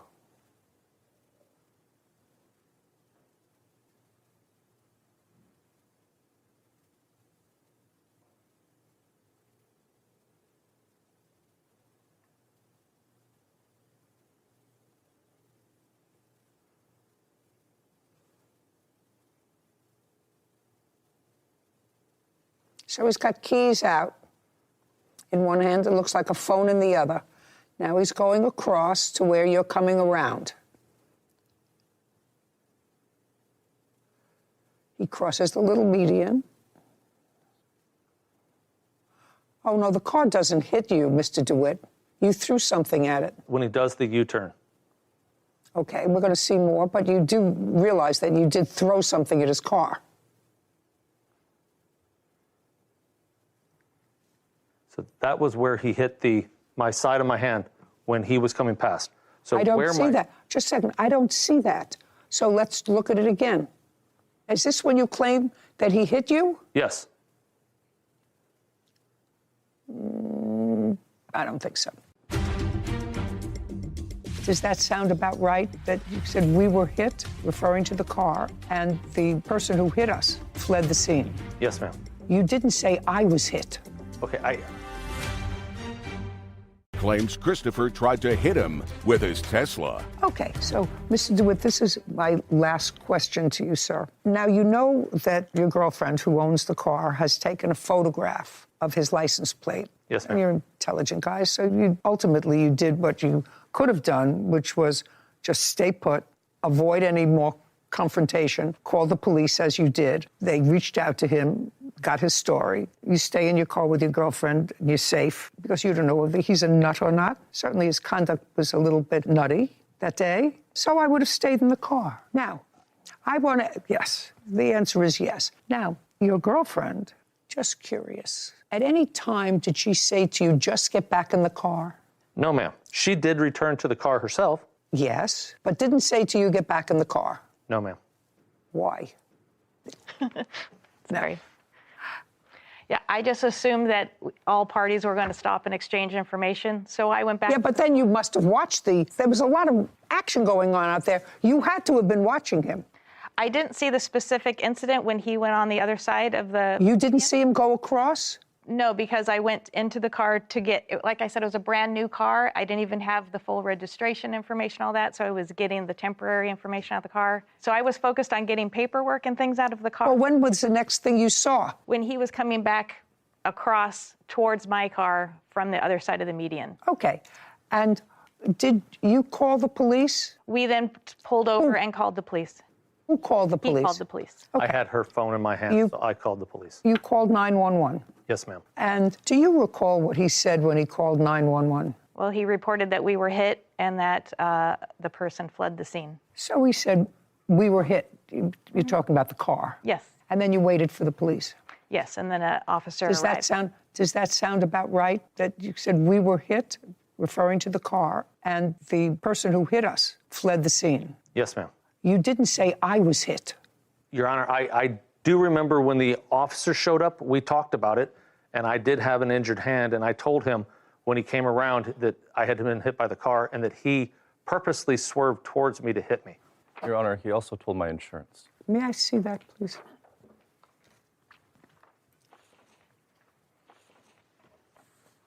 I think you can probably sit. Oh, well, this is from the insurance carrier because you did, in fact, claim the injury to your hand as a result of being hit. The insurance company paid for the damage on your car, but said, according to the information available and footage, the injuries occurred because Derek DeWitt punched the window of your 2021 Tesla Model S. Based on these facts, we've denied liability and bodily injury claim, which clearly you put in, and it's been closed. So that's what happened. Okay. So the answer is, Mr. DeWitt, you have to pay for his window, $617. I don't have to get into, Mr. Stewart, my judgment as to whether or not you were acting appropriately that day. You were not. You hit his car on purpose, tapped it. He was irritating. He was being irresponsible along with his girlfriend by being in a traffic lane and deciding to use that time to plug in an address that they should have done 2 minutes before in a Costco parking lot. But that's what the world has become. Nobody thinks about anybody else these days. You may have gotten frustrated, but that doesn't give you license to hit his car. I don't think that you hit him. I think that he smashed your car window, and that's the best that I can see from the video that I saw. So he has to pay you the $617. I'm also really concerned about your reaction to the whole thing, and I really don't understand it. How much after the incident did the police finally contact you, and did they do that visually, or did they do that on the phone? I was contacted first by them by the phone. At home? No. This was minutes afterwards. Okay. After the incident. And you didn't go back to the scene, you went home? No, I went to get my child. I was picking him up from daycare. Honestly, I didn't know what else to do. All right, judgment for the plaintiff in the amount of $617. We're finished here. Thank you. This court is adjourned. I honor the judge. She's a wonderful person, and I've watched the TV show for a long time, so her ruling is her ruling. She believed that I intentionally hit him. He's got a fight or flight mentality, and his is to flight, and mine is not. I intentionally got close to him, hoping that he would move, but I did not intentionally hit him. He overrode his safety features on his car and intentionally damaged my brand new car, and then tried to flee the scene. The way that he was looking at me while I was trying to just reverse, like, I wasn't trying to flee the scene at that time. I was just trying to get out of the street. There's a lot of things if you look at hindsight and change. I guess I won in the end, but the whole thing wasn't worth it. Just a couple of observations. There's a certain lack of respect for just your fellow human beings. Who cares? So he's behind me, so it'll be another light. It just makes me think of, my saying, your poor planning is not my problem. Yes. So just because you didn't think to put in the address in the parking lot where you're already in parked, why does it have to become my problem that now I'm stuck at a green light trying to make a left? I'm going to be late for my event, for wherever I'm going. Picking up my kid from school. Just try and plan a little bit better to not make it everybody else's problem. And then getting frustrated, and really, it had to be purposefully tapping his bumper, and then turning around, trying to evade giving his information.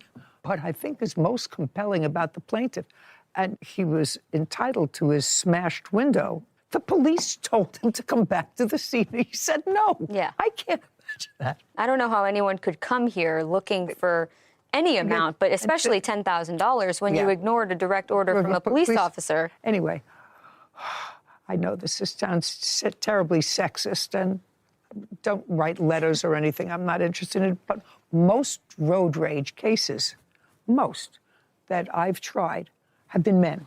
Now, why is that? I think it's somehow related to testosterone. I don't know. I have to do a scientific evaluation. She came at me in an aggressive way. That's not true. You can't do that. I got intimidated. You had no right to put your hands on him. This is an ongoing thing in front of our son. You do know that that's trauma. Vandalism and assault. Court come to order. All rise. Have a seat, please. Hello, Judge. Case 3061, Marvia versus Marvia. Mr. Marvia. Yes, Your Honor. You and the defendant are now divorced. You have one child. That's correct, Your Honor. How old is the child? He's 3. He's going to be 4. And who has primary custody of that child? She does. Is that pursuant to the judgment of divorce? We have a custody agreement where... This is what you allege in your petition. You allege that it took a while to enforce your visitation with your son, and during the first exchange, where you were supposed to have him for a weekend, Correct. that the defendant keyed your car. That is correct, Your Honor. You went to her home to pick up the child? Yes, that's correct. And your petition says that either you or your former wife put him in his car seat. Correct. Who put him in his car seat? I put him in the car. No, I put it in the car. You put him in the car? Yes. Okay. And then, for some reason, you took him out of the car seat. Yes. Tell me why you took him out of the car seat. It was my first weekend. I was not going to sleep with him, spend the night. So I was kind of sad. So I came 5 minutes early. So I told his dad, like, is that okay? Can I give you a hug? And he started like, no, screaming to me and like, say like, no, it's already had to go. And that's why like, he's like, okay, you want to give you a hug? Take it to the car. That's why I take it off to the car. You took him out of the car. You do know that your hysteria was traumatic for a 3-year-old. Yes, putting him in his father's car, and if he hadn't been away from you, that's traumatic for a child. So now he's in the car and he's in his car seat. Nobody says he's crying. Nobody says he's hysterical. You say, I want to give him one more hug and take him out of the car seat just to give him one more hug. No, he was crying. He was crying. He was like, and I was talking to him, like, say, you're gonna go with daddy. You need to understand that's your daddy weekend. Daddy love you, and daddy need to spend time with you, and mommy love you, and then you need to spend time with mommy. So I was talking to him and explaining him. How long had it been since his father had him for the weekend? He was here every week, and then call him every day, but like nothing like to go to take it to his house to spend the night. Why? Because when we separate, we got agreement. We got agreement that he can see him every day. So he has issues. He can see him every day. That's what you said. But he wanted to take him. Did he have to go to court for an order of visitation? Yes. Yes. Yes. Okay. But because so the answer is yes. So, okay. So now you take him out of the car, and you say that it was at that point that she keyed the car. That's correct, Your Honor. Tell me what you saw. I did get there early. I picked him up.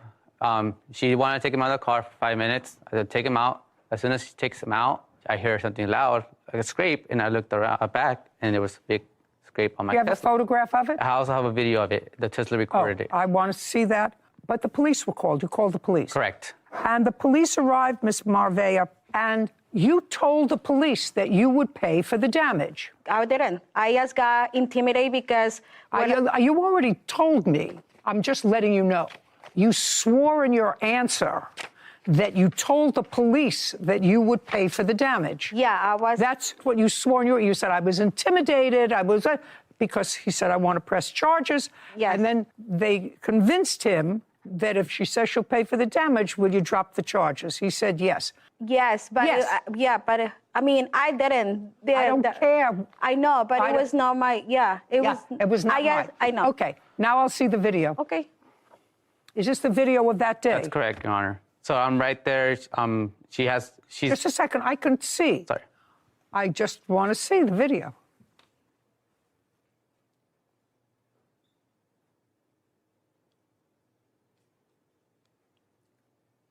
This is the second video, Your Honor. No, I don't want to look. I want to go back to the other one.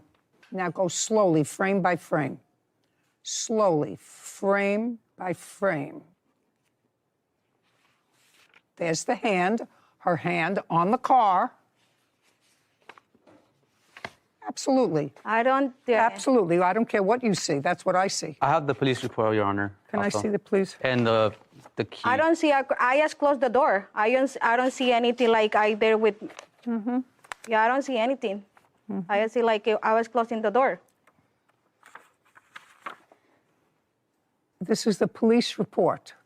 Anna admitted that she may have accidentally scratched the door. I got intimidated. Honestly, I don't care whether you were intimidated. It was 20 police around me, and then he was trying to put charges on me. So I said, like, okay, I pay him. Good. And you're going to pay him. May I see the bill for the scratch door? Oh, and there's the scratch on the car. Did you have it fixed? No, yeah, Your Honor. Why not?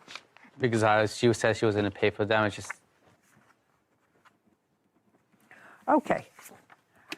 The next thing that you're suing her for is for an assault. That's correct, Your Honor. Tell me what happened. She was doing a pickup at my house. I usually park across from her, so keep our distance. She crossed the street to come to me. She yelled at me because I gave her a check with her maiden name. That's not true. Just a second. You gave her a support check, and the last name that you put on the check was what? Her single name, so Sanchez. Not her married name. Right. So I told her I was going to go get it. She didn't want to let me go. That's not I had dropped off my son to her. She came at me in an aggressive way, so I took out my phone to record. As soon as she saw that I was going to record, she tried to grab my phone.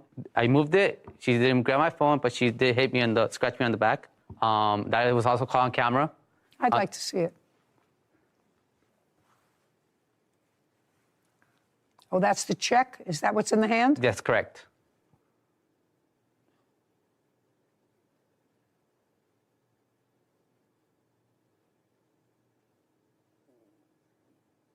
Yeah, you can't do that, Miss Marbella. I know, but he was recording me. He's not allowed to record me. Just a second. You don't understand. You can't do that. If he didn't have this record, you would tell me a whole different story. You can't do that. He's not allowed to record me. I'm telling you, you can't do that. You can't put your hands on somebody. I'm not putting. He says he was recording me, and then I just like dropped like with my hands. He's like phone. You don't seem to understand me. And if you don't say I understand you, that I can't put my hands on somebody, you may complain, madam, that he's not allowed to record you. And you may take that case someplace which they're going to dismiss. But you can't put your hands on another person, ever. I didn't. Yes, you did. I mean, you want to watch but, it again? No, I didn't, but it was not like because he was recording me. Is there something wrong with you? I know, I understand that. Is there that. something wrong with you? You can't put your hands on somebody. He insulted me too. I had like texts that he texted me. Right now he's mad because child support is taking the money away from his account. Well, I'm telling you, it sounds to me like you're a perpetual victim in your own mind. And later today. Your anger is directed at the wrong person, Miss Mello. I don't know the circumstances surrounding the death of Kenny, but your son was convicted by 12 people, and the judge found the circumstances of that conviction egregious enough to sentence him to 50 years to life. That's who your anger should be directed against your son. For filing a false restraining order. If he put his hands on you when you were defending himself, yes, of course, you have to defend yourself. He didn't put his hands on you at all. And you did come to him in an aggressive way. You came with a check. He gave, let's play it again, Sam. There's the check. He's getting your son. Now the son is out of the car, showing you the check with the wrong name. Why did you do it with the wrong name? You can't do that. You have photographs of the scratch? I don't, Your Honor. I do have the police report. I'd like to see it. They granted me a temporary restraining order also. Did it become final? No, it didn't. They wasn't approved according to the judge. And I have the when I filed also. Just a second. According to the police report, you had 2 small scratches on your neck. That's correct, Your Honor. But this is an ongoing thing when our exchanges are for our custody. And it's always in front of our son. And I don't think that's right. Okay. Now, you want money for attorney's fees, lost wages for filing a false restraining order. What was the false restraining order? Because he put my restraining order and it was like they denied him. I just saw you assaulted. But I mean, yeah, but I mean, there's something behind that. Like, he insulted me too. I had like texts that he texted me that he didn't care. I was in the middle to the traffic that day. Just a second. It's very simple. To pick up the child, you were late. He did, in fact, take the child from the car, and the child was walking towards you. He didn't withhold the child from you, gave you as he was supposed to, returned the child to you. You had no right to put your hands on him. I know. Good. He haven't paid me child support and babysitter for almost a year. Right now, he's mad because child support is taking the money away from his account. Well, I'm telling you, it sounds to me like you're a perpetual victim in your own mind. Listen, going through a divorce is always a difficult situation. Going through a divorce when there's a child is even more difficult. It is. What you're supposed to do is love your child more than you hate each other. Now, what I have to ask you is, do you work? Yes. And you have a bank account? Yes. In what name is the bank account? Partners. What name is the bank account? Ana Maravilla. Now, you've been married 3 years and you're divorced. In the divorce, were you able to go back to your maiden name, or did you want to go back to your maiden name? Because we haven't finalized the divorce, I can. Is the divorce final? No. Your Honor, it's just... Oh, just a second. It's just... So the divorce is not final yet? No. They just need to sign it, their I don't care whether he has to sign it, whether somebody has to put a blood imprint on it. The question is the divorce final? No. No. Okay. So you, sir, not smart to put the child support check in the name Sanchez. It's irritating. You shouldn't do it. You still can't put your hands on somebody. Okay. Judgment for the plaintiff in the amount of $2,500. Your counterclaim is dismissed. We're done. This court is adjourned. I think she made the right choice. I'm like, the evidence speaks for themselves. I mean, maybe he was with like before, but he was blaming me and I didn't. She's obviously not all there. I'm trying to keep a good relationship with her because we have a son together. Like working out, like get like co-parenting. Hope that she can see that she's wrong and that she just moves on from this and gets a better relationship with me and her. Mother's best advice always was, you can't put your hands on someone else's body. And I think that people really discount. They think they're in a relationship, they're in a marriage, their brother, their sister, whatever. You put your hands on somebody, you're going to pay for that. Well, then it's an assault. And I don't know the law. I really don't know the law, which is something you're going to look up later, as to whether you're in a public place and you video someone in a public place and you're not doing it for commercial reasons, you're doing it sort of in a protective way. Sure. I don't know that there's any prohibition against that. I'll look into it, but just from my common sense, I feel when you're in a public place, at least my personal practice is to assume that anyone in a public place can record you. Yeah. It may not be able to use you for commercial purposes, but this was for protection purposes. Sure. Yeah. Case 3055, Mello versus Pilgrim. All parties, please step forward. Joy Mello is suing her former attorney, Larry Pilgrim, for the cost of a suit her son wore during his trial. Miss Mello, I am certain that you are very sad. Yes. You have every right to be sad. Yes, ma'am. According to your complaint, your son was tried and convicted of murder in 2021. That's correct. And currently is serving a life sentence. That is correct. You had retained Mr. Pilgrim, who is an attorney, to represent him during that trial. Yes. Were you the person who paid him? My family did collectively, but I worked 3 jobs to make payments until his money was paid in full. Mr. Pilgrim represented him, I believe, from 2019 to 2021. Is that correct, sir? Correct. September of 2019 until the trial in December of 21. Who was he convicted of murdering? The gentleman's name was Kenny. I'm sorry. An acquaintance? I think they knew each other, yes, but they were rivals. It was a love interest, love triangle type of case. Got it. This is what the case is about. It's not a difficult case. When the trial began, your son was allowed to wear civilian clothes rather than prison attire to court, and you went out and bought him clothes for about $700. And according to you, you asked Mr. Pilgrim, when the trial was over, to please get the clothes. And Mr. Pilgrim, according to you, assured you he would get the clothes back to you, and you never got the clothes back. Never. And Mr. Pilgrim says, you know, once prisoner is convicted and they go back from the courtroom, they take these clothes. He doesn't know what happens to them. And they went probably into a large room where people who are similarly situated to your son, but who don't have a mother to buy them clothes, can go in and choose something to wear in court other than an orange jumpsuit. He has no idea where the clothes are, correct? That's correct.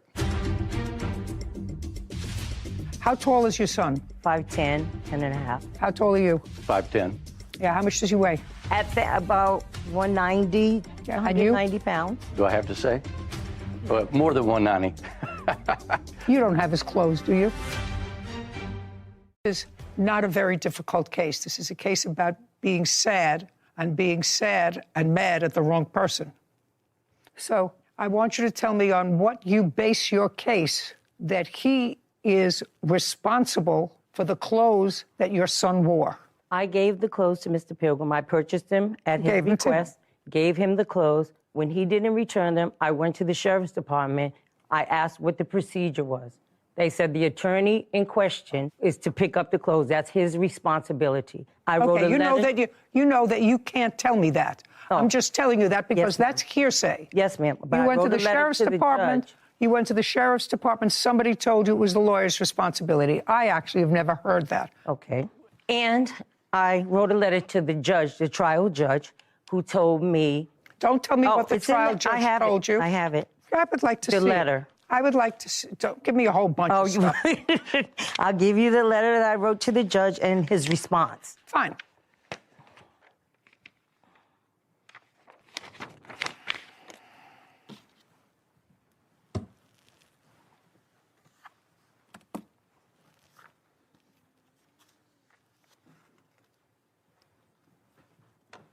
Okay, the judge was very nice. Very nice. Very nice to answer you. It seems that your family should have bigger fish to fry than these clothes.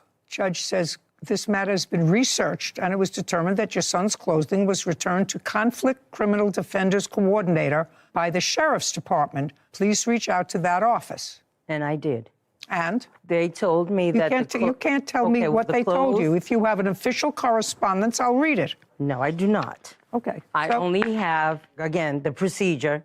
No, there's no procedure.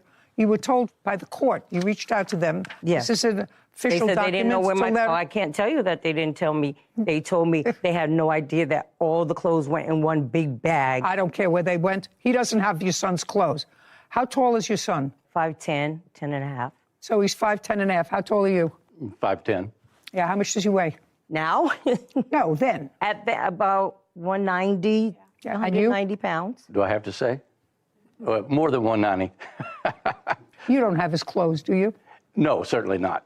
Mr. Pilgrim, because this is all a matter, in my view, looking at Miss Mello, and she appears to be a very nice lady.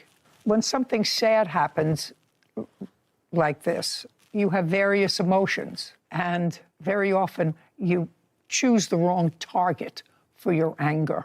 In this case, a lot of time was spent, over $700 worth of clothes for a young man who's serving 50 to life for murder. You have other children, Miss Mello? Yes, I do. How many other children do you I have 4 other children. My daughter, she's a witness. And the clothes, actually, my sons could have worn them. It's possible. It's not his responsibility. The judge told you where to go. He told me where the clothes went. He doesn't know where the clothes went. I would actually be willing to wager an awful lot that he doesn't have your clothes. That's who I gave them to. No, you gave them to your son. He was the conduit between you and your son. The last person who you saw wearing those clothes was your son. That's correct. Okay, so after that, you don't know what happened to them. You may have given it to them, just like if you walked into a courtroom and handed them to Kevin, and then you didn't see them again. Say, Kevin, I gave you the clothes. Well, he gave them to whom they were designed to be given. That doesn't mean Kevin's responsible if you don't get your clothes back. That's the same thing with Mr. Pilgrim. Your anger is directed at the wrong person, Miss Mello. I don't know the circumstances surrounding the death of Kenny, but your son was convicted by 12 people. And the judge found the circumstances of that conviction egregious enough to sentence him to 50 years to life. That's who your anger should be directed against your son, not him. But I'm not angry. I just want my money for the clothes that I spent. You're not going to get it from him. He's not responsible for your clothes. Cross it off your list after 2-3 years. That's $700. Cross it off because you don't know where the clothes are. They were on some other prisoner who had to appear in court for robbery and assault and who didn't have a nice enough mother to buy him clothes. So he got your clothes, or they were donated to a parish, or they were donated someplace else. Mr. Pilgrim is not responsible for the clothes. The last person who you saw in possession of the clothes was your son. Correct. Goodbye. Case is dismissed. This court is adjourned. I'm disheartened because the amount that I spent on my son's clothes, and I did give them to the lawyer. You know, it was sad for her and her whole family, the whole incident. He should have been responsible to retrieve my property. And I agree with the judge that I think she just had some misdirected anger. You know, I think just the takeaway from this case is that people have an easier time dealing with the emotion of anger than sadness. And we see it all the time. You know, if somebody passes away, the grief can overwhelm you. But if you can find a target for your anger, anger is the easier emotion to deal with, because the plaintiff in this case seemed like an intelligent, put-together lady. Certainly the family came together. I'm certain that this lawyer was not inexpensive. But the bottom line is that she doesn't have the companionship of this son anymore. Because I can't think of any other reason that over 2 years you maintain this sort of vendetta for used clothing. So lady has to put her anger where it belongs, which is the person who committed a murder and who not only ruined his own life, but probably impacted his whole family. Because that's what happens when you... I'm scared. I'm scared. He is crazy. He is really, really crazy. Would it be a fair statement that you did, in fact, punch her in the mouth? She grabs me on my shirt, and she pulls me into the house and starts punching me. Wow. I was like, you know what? That's it. And I started going back at with her. It was nasty. Did hear your daughter testify that at some point he got up and she went to throw a punch at him and missed. Right. And then he punched her and he continued to punch her. You did hear that? Yes, I did. Okay. Okay, now I'm going to see a video. Just press play.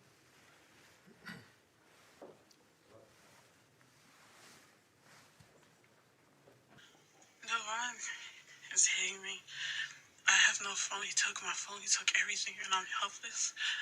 So I'm trying to get out of here, but I need proof. This is proof. He's hitting on me. I have blood everywhere.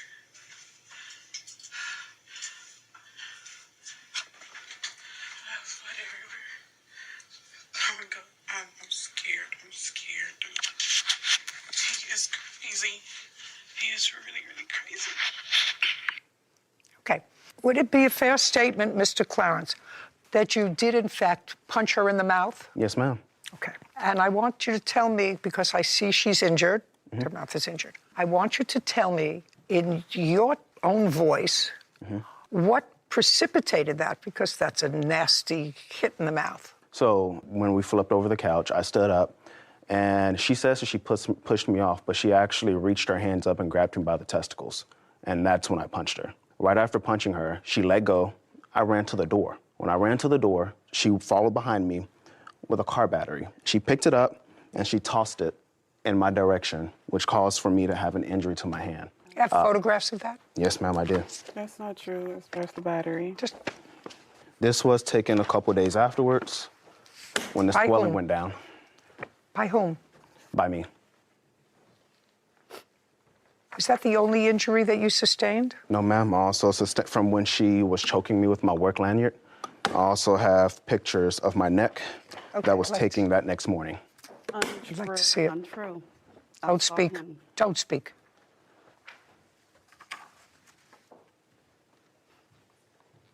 You're talking about this cut? Yes, ma'am. And where was that? That's on my neck. No, it's right here, across the front. Oh, I see. Okay. Go ahead. So when we were tussling, so she threw the car battery at my hand. I looked down at my hand. I look at the broken doorknob, and when I'm looking at the broken doorknob, I look back up. Which doorknob is? The front door. Well, from when I grabbed the door, and when she tossed it, it hit my hand and slammed the doorknob down. Okay. So I look down at my hand, and I see nothing but white inside of my hand. My hand was bleeding. Well, was about to start bleeding, but I saw the white, I saw the bone, I saw everything. So I looked up, and I was like, what did you do? Are you crazy? And at that point, she says, I don't care anymore. She grabs me by my shirt, and she pulls me into the house and starts punching me. At that point, when she starts punching me, I was like, you know what, that's it. And I started going back at with her. No.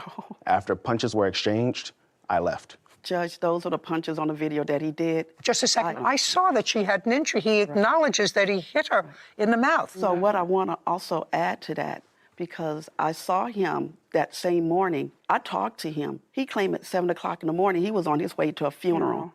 I told him, I said, well, look, I just spoke with my sister. I'm going by and get the kids some stuff. Don't come to the apartment. He shows up. Nothing wrong. I didn't see a scratch anywhere. And I asked him, why are you here? Well, I'll just come let you know that I filed a police report. Why are you here? Shh, just a second. So he filed a police report. Can I see a copy of that police report? Do you have it? I do not have a copy of the police report. So after he told you that he filed a police report, you went back to your sister's house. I assume you got... No, I hadn't went to my sister's house. So my sister called me. To go get things... Just a second, Rick. Your sister called you and told you that your daughter was there with your grandchildren. Right. Could you go and pick up things for them? Right. So you drove over to the apartment where they had lived together. Right. He came. Right. Said, I've just filed a police report against your daughter. Right. Then you went to your sister's house and you decided to go to the emergency room of the hospital. Yes. And then you filed a police report, or your daughter did. We didn't file it at the hospital. No, I didn't say at the hospital. Subsequently, yes, you we filed did. a police Yes, we did. report. Correct. Do you have a copy of that police report? I have my affidavit. No, I don't want an affidavit. I want We should have a copy of the Sure. police report. Let me see. That's it. Okay, Kevin. Alongside with my injuries that I saw your injury.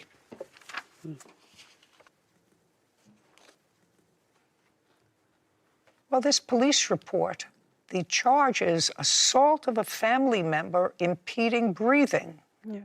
And the affidavit reads, defendant on or about February 20th did then and there unlawfully, intentionally, and knowingly cause bodily injury to Safari Williams, the complainant, with whom the defendant had a dating relationship by impeding the normal breathing and circulation of blood by applying pressure to the complainant's throat.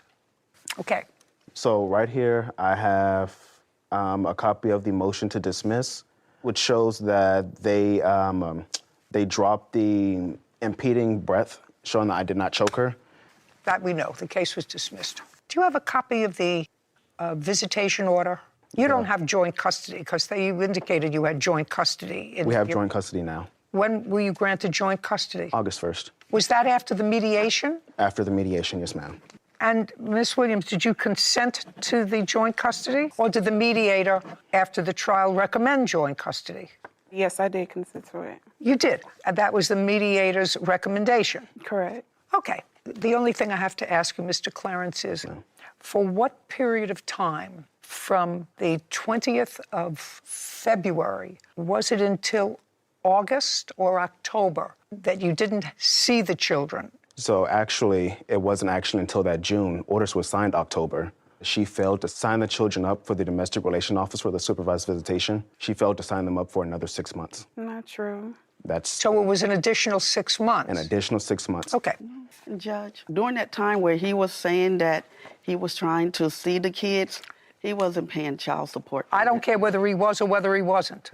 I wouldn't pay child support if I had an order that said I couldn't see my children. Do you understand what I'm saying? But it wasn't one of those keep the children type things away. It definitely wasn't. And when Miss Williams, Miss Williams, I'm done with this case. I got it. This is not a I say, you say. This is because I went into the apartment and he had tape. He had electrical tape on the door. He kept my door there all night. I want you to not speak. I want you to listen. He wasn't. I'm just a second. Sit. Now you don't get it.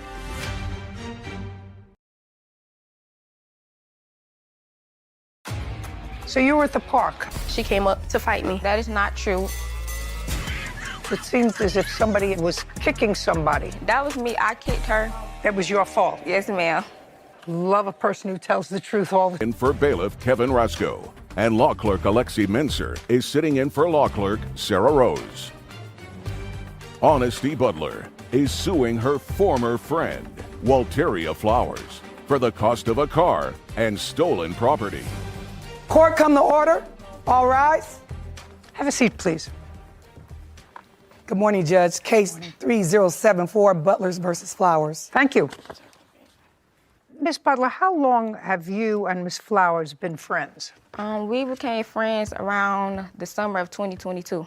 How? We both lived in South Carolina, and then we both moved to Jacksonville, so it's kind of like we were just friends. Did you see each other often before you decided that you wanted to buy her car? Yes, ma'am. She used to come and pick me up all the time. And then I used to see her around the town that we lived in before we moved back to Jacksonville. You didn't have a car? No, ma'am. Did you have a driver's license? Yes, ma'am. Did you ever have a car? Yes, ma'am. What happened to it? I wrecked it. You broke it? Yes, ma'am. How did you... How did you do that? It was my fault. It was a failure to yield. Oh, so there was a crash. Yes, ma'am. That was your fault. Yes, ma'am. On what day did you have a conversation with Miss Flowers about purchasing her car? It was December 12th. Of 2022? Yes, ma'am. What kind of car was it? It's a 2010 Chevy Malibu. When did you purchase it? It was 2021, March 2021. And why were you getting rid of it? Because I had another car and I was getting another car too, so. How much did you pay for it? I paid $8,000. Lexi, would you look up a 2010 Chevy Malibu? Yes, ma'am. Okay, 2-door, 4-door, I don't even know how many doors. 4-door. How many miles did it have on it when you purchased it? It was 130. Now, interesting, because a year later, you agreed to sell the defendant that same car for how much? I agreed to sell it to her for $4,500, but I was selling it as is. Just a second. Okay. Go back. We're going to get to as is in a second. Okay. That's not the final price you agreed on with her based upon these records. No, ma'am. What was the final price you agreed? It was $4,000. Is that right? No, ma'am. It was $3,500. Yes, ma'am. So the ultimate price that you agreed to sell the car for was $3,500. No, ma'am. It was $4,000. Show me. Show me 35. Yes, ma'am. Private party, fair condition, between 6,000 to 7,800 for fair 6,000 to 78. 6,000 to 78.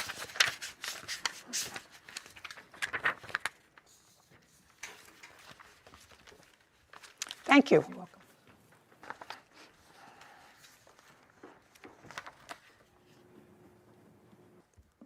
Okay, well, it was 4,000, but because of things wrong with the car, you said I'll take off $500 from the original price because there were more things wrong with the car than she originally thought. Is that what happened? Yes, ma'am. Okay, well, it sounds to me, even at $4,000, you got a pretty good deal Yes, ma'am. because of what Lexi has told me about the current value of the car, which is the low end, $6,000, and at $3,500, even I would buy that car. It was a great value.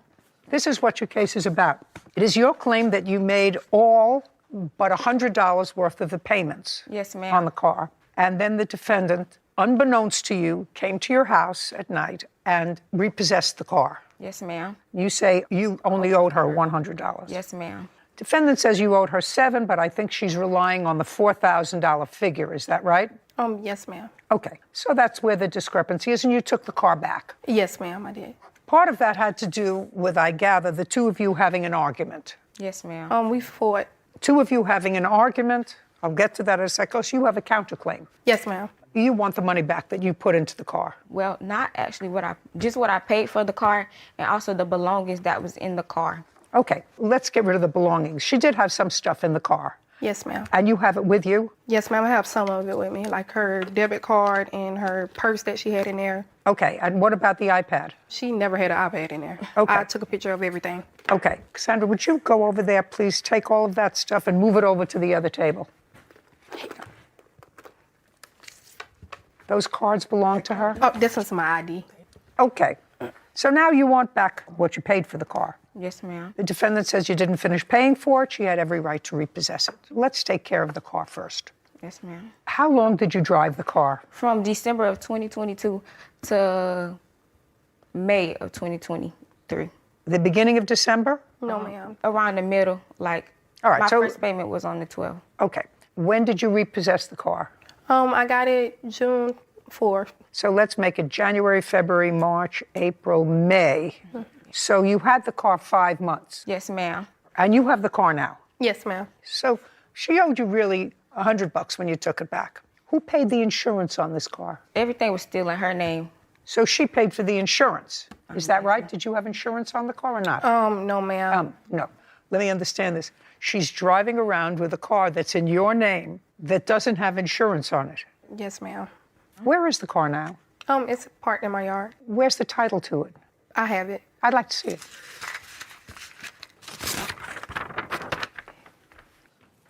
And you repossessed the car just a few months ago, is that right? No, ma'am. June 4th. Yes, ma'am. Well, that's a couple of months ago. Oh, okay. Great. Where's the back of this title? I just sent it As evidence, I don't have the title with me, but that's the title. It's in my name. Have her sign this. You're signing over the title to the car for her. Sign it over. I'll notify. Sign it over to her. We're going to give you the $100 that she owes you. Sign it over to her. You do understand, Miss Flowers, you came here to court today from where? Jacksonville, Florida. And you want to get home, right? Yes, ma'am. And you've got an appearance fee for coming here? Yes, ma'am. Right, all that's being withheld until you sign the title over to her. Do you understand? Okay. Great. Okay. So now you're going to have 5 days to get your car. Your Honor. And I'm awarding her on her counterclaim. You got your property back. I'm awarding her on her counterclaim. So far, $100, because that's what you owed her on the car. And it was done a few weeks ago. The car is there. Within 5 days, with a marshal, go and pick up your car. Do you understand? Okay. Within 5 days of today's date, she's coming to pick up the car with a marshal. Don't do anything to the car because you're not getting any cash until she has the car. Okay. Got it? Got it. Perfect. We was at the park first, which I can pull up the video and show you we was at the park first. I did not hit her first. She walked up to me because in the video, you're gonna hear my friend saying, friend, turn around, turn around. She hit me. May I see your video Yes, where ma'am. she hit you first? Let's get to your counterclaim. I've already given you the remainder owed on the car, which is $100. But now your counterclaim is about an assault. Tell me when this assault took place. It took place on June 3rd. And what date did you retrieve the car, just from my memory? It was June 4th. Well, it was like 3 o'clock in the morning. Okay, so it was right after this fight. Yes, ma'am. Okay. So why don't you tell me what happened? Me and her, after, we got into the little argument about the car, I blocked her on everything and I just told her what she owed me. So she proceeds to threaten me, saying she would be at my house in my car, her and her cousin. So me and my Can I see what you're talking about? Yes, ma'am. Did she tell this to you on the phone or in text? In text, miss. I'd like to see the text. I have a voice recording of her saying it. Oh, yeah, I'd like to see that. Even better. Though I'm deaf, it's even better. Now, is this argument, by the way, while you're looking for it, this argument was about the balance due on the car? Yes, ma'am. It was something before that, but then it led to the car. I guess it's the service in here is having trouble. You don't have service? If you don't have service on the phone so I can hear it, I'll look at the text. Okay. Right here. Okay, yeah, that's. Thank you.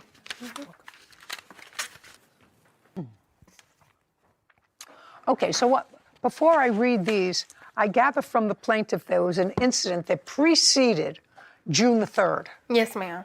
Okay, and tell me on what date that incident was. Okay, June 3rd, we got into this. Well, I know what happened on June 3rd, but that was about the car.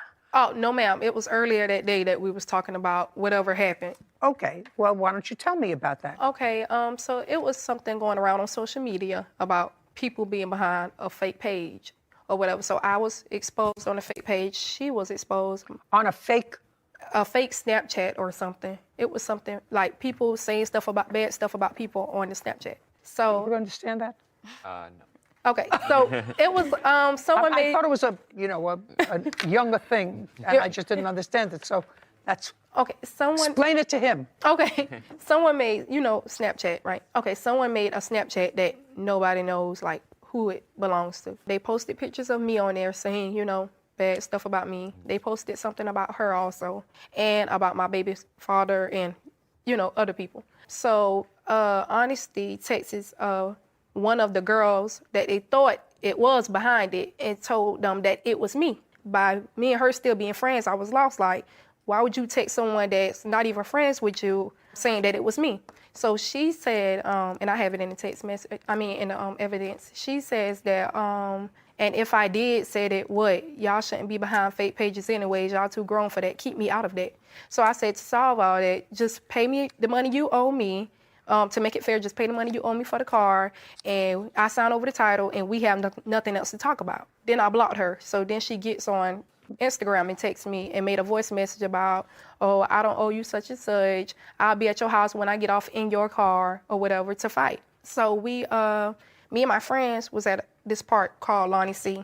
And Honesty came out there and went live, was on Facebook Live, and I have the video, and was saying all kind of stuff on the live about me towards me. And that's when she came up to fight me, like at the park. Your Honor, that is not true. Yes. Okay. I have the evidence. Did you? Yes. Rumors were being spread, but On the internet. on the internet, no one knows the source of the rumors. And then there were some allegations that maybe it was the defendant who was the source of the rumors. Right. Says not true, escalated, and then started live streaming a fight. Right. She gets. Okay. You have the live stream? Okay.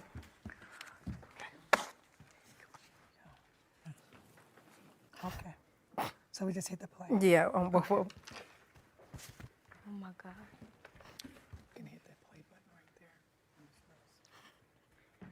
Lie, you a lying. I got all the messages, and don't play with me about no $700, because bitch, I will be at your house when I get off work. Hold on, play with me. I don't owe you no $700, and you know I don't. You better find somebody to play with, bitch. Works and plays well with others. Isn't that a check-off sign someplace? Okay, tell me what happened when you met with each other. I was at the park already, me and my friends, the witness. What were you doing at a park? How old are you? I'm 21. What do you do for a living? I'm in nursing school. How old are your children? 8 months and 2 years old. Who do you live with? It's me and my boyfriend. We got a house. Boyfriend, the father of these two children? Yes, ma'am. And you were at the park with your friend with your children? Oh, no, ma'am. It's just me, my friend, and my other friends. They always have stuff at the park, so. Where were your children? Well, one was in South Carolina, and the other one was with her grandmother. Which one was in South Carolina? My 2-year-old. Who was in South Carolina? I'm from South Carolina, so my family is there. Who was the baby with? Oh, her godmother. Why? Because we just sent her down there occasionally to be with her godparents. Okay. So you were at the park. You went to the park. No, ma'am, that is not true. I was with my friends and my cousin, and they had a graduation party. My friends was there. We went there after work. We was at the park first, which I can pull up the video and show you we was at the park first. They came to the park afterwards. I did not hit her first. She walked up to me because in the video, you're gonna hear my friend saying, "Friend, turn around, turn around." She hit me, and I don't understand how it's assault because as they're breaking up the fight, none of the people I was with May I broke up the see your fight. video Yes, where ma'am. she hit you first? You're taking the car back. She's going to show me a video, Miss Flowers. Yes, ma'am. And her video, according to her, let me just get this straight, is going to show you hitting her first. No, ma'am, it's not. It's not. I'm sorry. It's not going to show her hitting me first, but it's going to show me walking, and my friend is going to be saying, turn around, turn around. When I turned around and basically I dropped my phone, she hit me, and that's when we went to fight. But that's not going to be on the video. You're kind of going to see it a little bit. All right, I'll take a look at it. Okay. A little bit is better than nothing, usually. You have also things that you want me to see on your phone? Yes. Would you get them up, please, so I... Oh, it's up there. Oh, Yes, yeah. ma'am, I can. Thank you. I have the fight right here. The sound is right there. I already turned it. The only thing you have to play is the play button. Okay, while she's looking for us, I'm going to take a look at this. And here you go. Who's the one on the ground? I'm on the bottom. She's on top of me.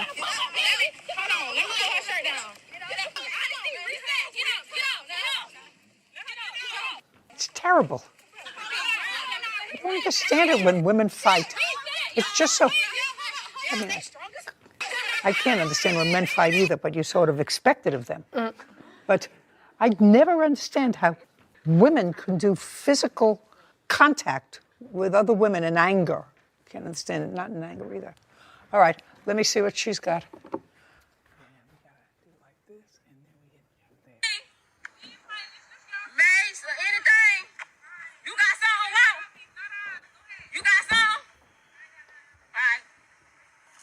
She better come right here and let this hoe sneak me. Oh my God. Give me the phone. All right, bitch, be coming right here. What?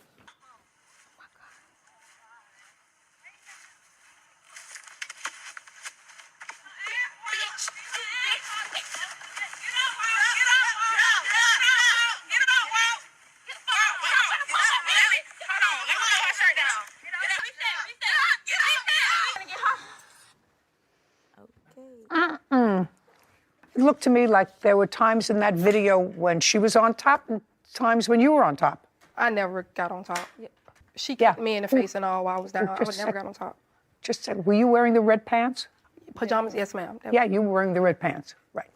I'll take a look at your pictures. It seemed as if somebody else who was in that mob, and it was very hard to tell, was kicking somebody. Your Honor, that was me. I kicked her. We were fighting, and her witness is she jumped in the fight and she actually hit me in the head. Love a person who tells the truth all the time. Right? Thank you. No. Okay. Ladies shouldn't fight. You shouldn't be in the same place together if you're not getting along together. You don't go to the park together. But this was a fight. Look to me from that video is that you were both willing participants in that altercation.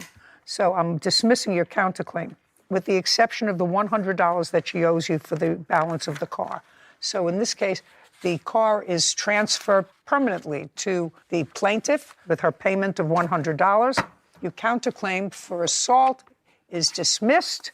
You have 2 children. Do you have kids? No, ma'am. Okay, well, don't fight. It's not ladylike.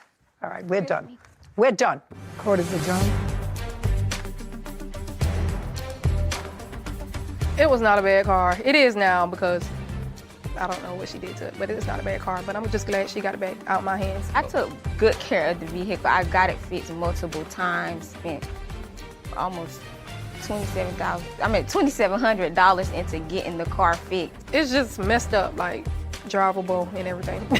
She told me that she reported it stolen since it was in her name, but she actually kept a spare key.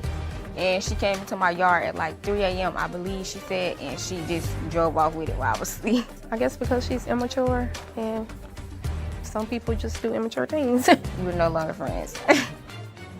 I think what we saw in there was 2 women square up, get into a fight. Obviously, no one wants to see it, a terrible result, but you play stupid games, you win stupid prizes, and the court is not going to step in and figure out what happened here. Yeah, you're right. You're right. People generally shouldn't fight. I always find it unnerving when I see women who are supposed to be triple process thinkers, all women, but especially somebody with 2 young kids. Take yourself out of harm's way. Don't put yourself in harm's way. But if you do, don't ask, you're right, don't ask, of course, for your help. Absolutely. Thanks. They made a complaint to the police that you had threatened them with a gun. Correct. And you didn't see a firearm. He was telling me to get off of his property, screaming accusations. I turned and ran. He didn't have a firearm. Everything they've said is lies. You consciously lied to the police, and it could... Okay, so you walked over to the plaintiff's son's house and told him you had received an anonymous call that somebody was selling marijuana out of his house. No, that someone was purporting that he was selling marijuana out of his house. Who was selling? Donald John Sullivan. I understand that marijuana was being sold out of his son's house. Yes. Okay. And then what happened? We talked it over. After we talked it over, I returned back home. There was no issue at that point. You didn't go over there because there was an issue. I gather you went over there because you were his friend and you wanted to alert him. Yes, Your Honor. And then you went home. Come on, let me hear.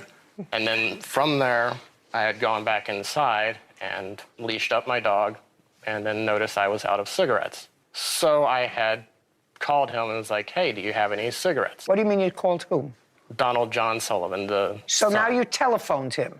Yes. After having gone over there to have a discussion about the call? Yes. You telephoned him, you said, I'm out of cigarettes. So now this is 12 o'clock. Correct, Your Honor. Go ahead. From there, I went back over to retrieve a cigarette for myself, and this is where the incident occurred. There was Well, tell me what happened.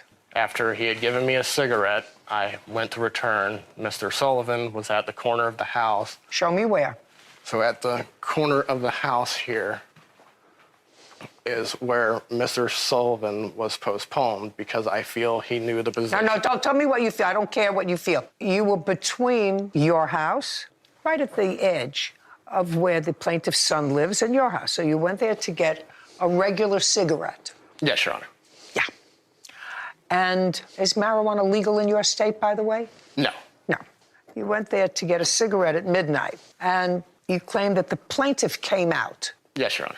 of his house, and what happened? I think you might have messed up the timeline there. The plaintiff didn't come out of his house.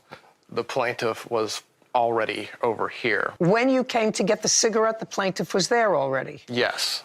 Okay, so you called, and the plaintiff was already there. You said you're coming for a cigarette. Yes, Your Honor. Beginning to think that somebody is peeing on my leg. Go ahead. And then... And this is at midnight? Yes, Your Honor. Keep going. Then from there, whenever I saw him, he immediately saw me, started screaming accusations. Just a second.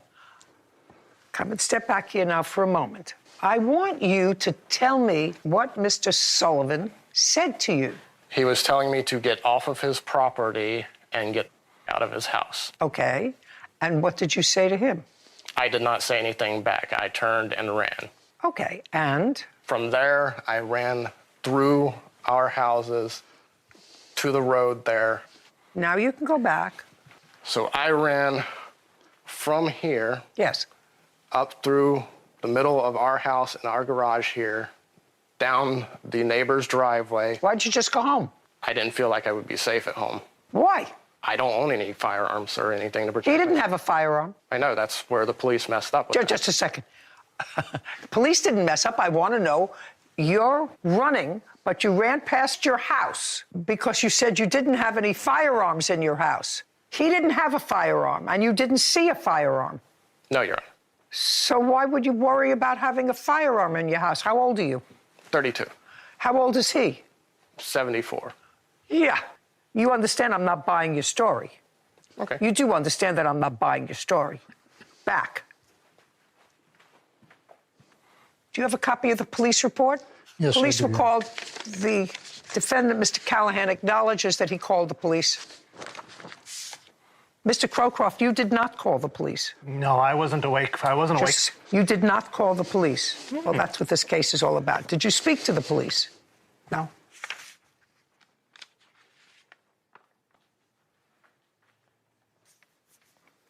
Well, Mr. Callahan, this is very clear in this police report. Actually, couldn't be clearer. The police were dispatched. It was not a mistake, as you allege, that the police didn't mistake anything. They were dispatched over a call that said that Mr. Sullivan pointed an AR-15 type rifle at him while speaking to the plaintiff's son. That's what it said in the police report. Now, I've read your answer to this, sir, and your answer suggests that the police got it wrong.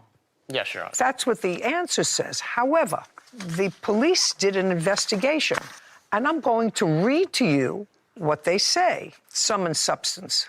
Callahan, that would be you, admitted that he made up the incident because he feared for his roommate. I told Callahan that he was pathetic. Callahan stated he might as well blow his brains out and stated that it would do me a favor. Callahan was arrested, that would be you, for obstruction. The officers had conducted a follow-up because they were shown film footage, which evidently was from a Ring camera that the plaintiff's son has, showing the entire incident, which clearly suggested that there was no AR-15, there was no gun pointed at all. And when you were confronted with that footage, you said, all right, I made up the incident. That's what you said. This wasn't a question of the police getting the report wrong. You acknowledge you made up the incident. Okay. Mr. Sullivan, why are you suing Mr. Crowcroft? For several things. For one, he cost me loss of income because I had a young lady that was going to rent my house for $15. Where is she? She couldn't get off of work. Not interested in it. I do have a certified statement. I don't read certified statements, sir. Why are you suing him?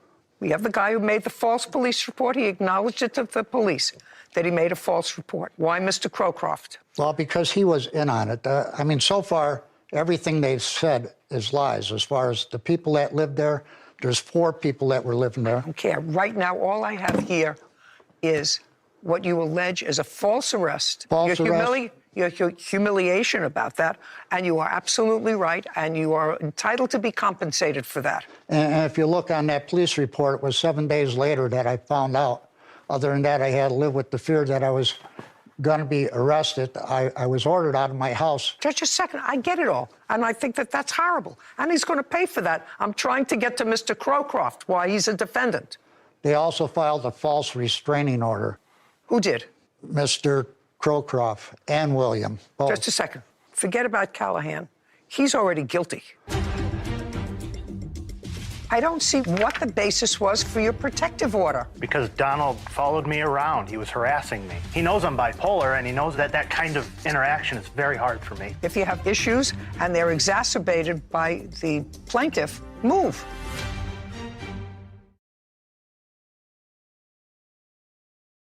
Now, your agreement with her is that she could use the car. Correct. Did you have an accident with the car? Don't look up at the sky, look right here. Yes. I assume that your girlfriend did not like the... Have a seat, please. Hello, Judge. Case number 3025, Maurice Thompson versus Schulte. Thank you. You're welcome. Miss Ruiz, this is your boyfriend. Correct. How long have you been together with him? It's been on and off for about... Like 2.5 years, Your Honor. And you have a child together? We do. How old is that child? He turned 1 in January. Do you live together? We do. For 2.5 years? Most of the 2.5 years, correct. When it wasn't the most, were you living with Miss Schulte? No. When were you with Miss Schulte? 3.5 years ago, at least. When you were with Miss Schulte, were you living with her? Yes, Your Honor. You have any children together? 1. How old? He will be 4 in August. Do you see him? Every week, or every other week. That going okay? Yep. Yep, it's not an answer. Sorry, yes, is an Your answer. Honor. Very good. Okay, now, when you were with her 3.5 years ago, you had a car. Yes. And that car was a 2016 Jeep Renegade. Correct, Your Honor. In whose name was that car? The vehicle is in mine and Kendall's name. When was it put in your name and Kendall's name? At the time of purchase, it was... 2021. Yes, it was... May I have it, please? Thank you.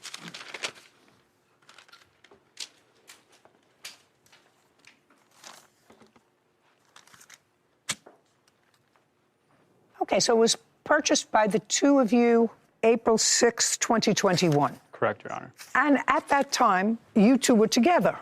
Yes, Your Honor. But then there came a time when you had a breakup. Yes, Your Honor. When was that? It was around December of 2021. And where did you go? I went back to move in with my parents. Did you take the Jeep with you? I did. Did you have another car, Miss Ruiz? I actually drove the Jeep for a while until... No, he said he took the car and went back to his parents. That was in December of 2021. What I'm asking you is, in December of 2021, did you have another car? I got a new vehicle, yes. In December of 2021, when he left. So it was agreed between the two of you that he would take the car, even though it was in both your names? Yes. Okay. Who was making payments on the car? I was, Your Honor. So that was the agreement. He would take the car, he would make the payments, you would get another car. Yes. Great. And then you moved back with your parents. Now tell me how Miss Schulte, with whom you have a child, got possession of the Jeep. So at the time, I was not able to afford the vehicle. Okay, so you took it, but you had payments. What were the monthly payments? I believe they were $367. So how did it come into Miss Schulte's possession? I did not need the vehicle as I had another car at the time, and she was in need of a new vehicle. So I offered her the deal that if she were able to put the vehicle in her name and keep insurance on it, that she was able to have the vehicle, but she did not follow any of the rules for the Well, agreement. she can't register the car in her name, sir, because there's a loan out on the car. Right, but And they're not going to allow somebody off the hook. That would be the two of you who are on that loan. Right. Right? They're not going to allow the two of you off the hook and just have her on the hook. The loan, as between the loan company and the two of you, she's nobody. Right.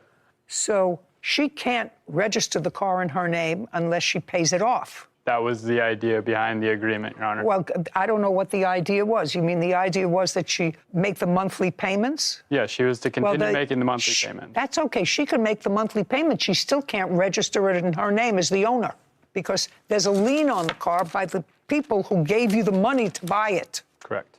So she can't register because there's a lien on it, on your title. Do you have your title? I do. And I want you just to look at your title and tell me what it says under lien holder. It says the bank that has the title to the vehicle. Right. And they actually hold the title. She can't register it in her name. So in effect, what you said to her was you can use the car as long as you make the payments. Correct.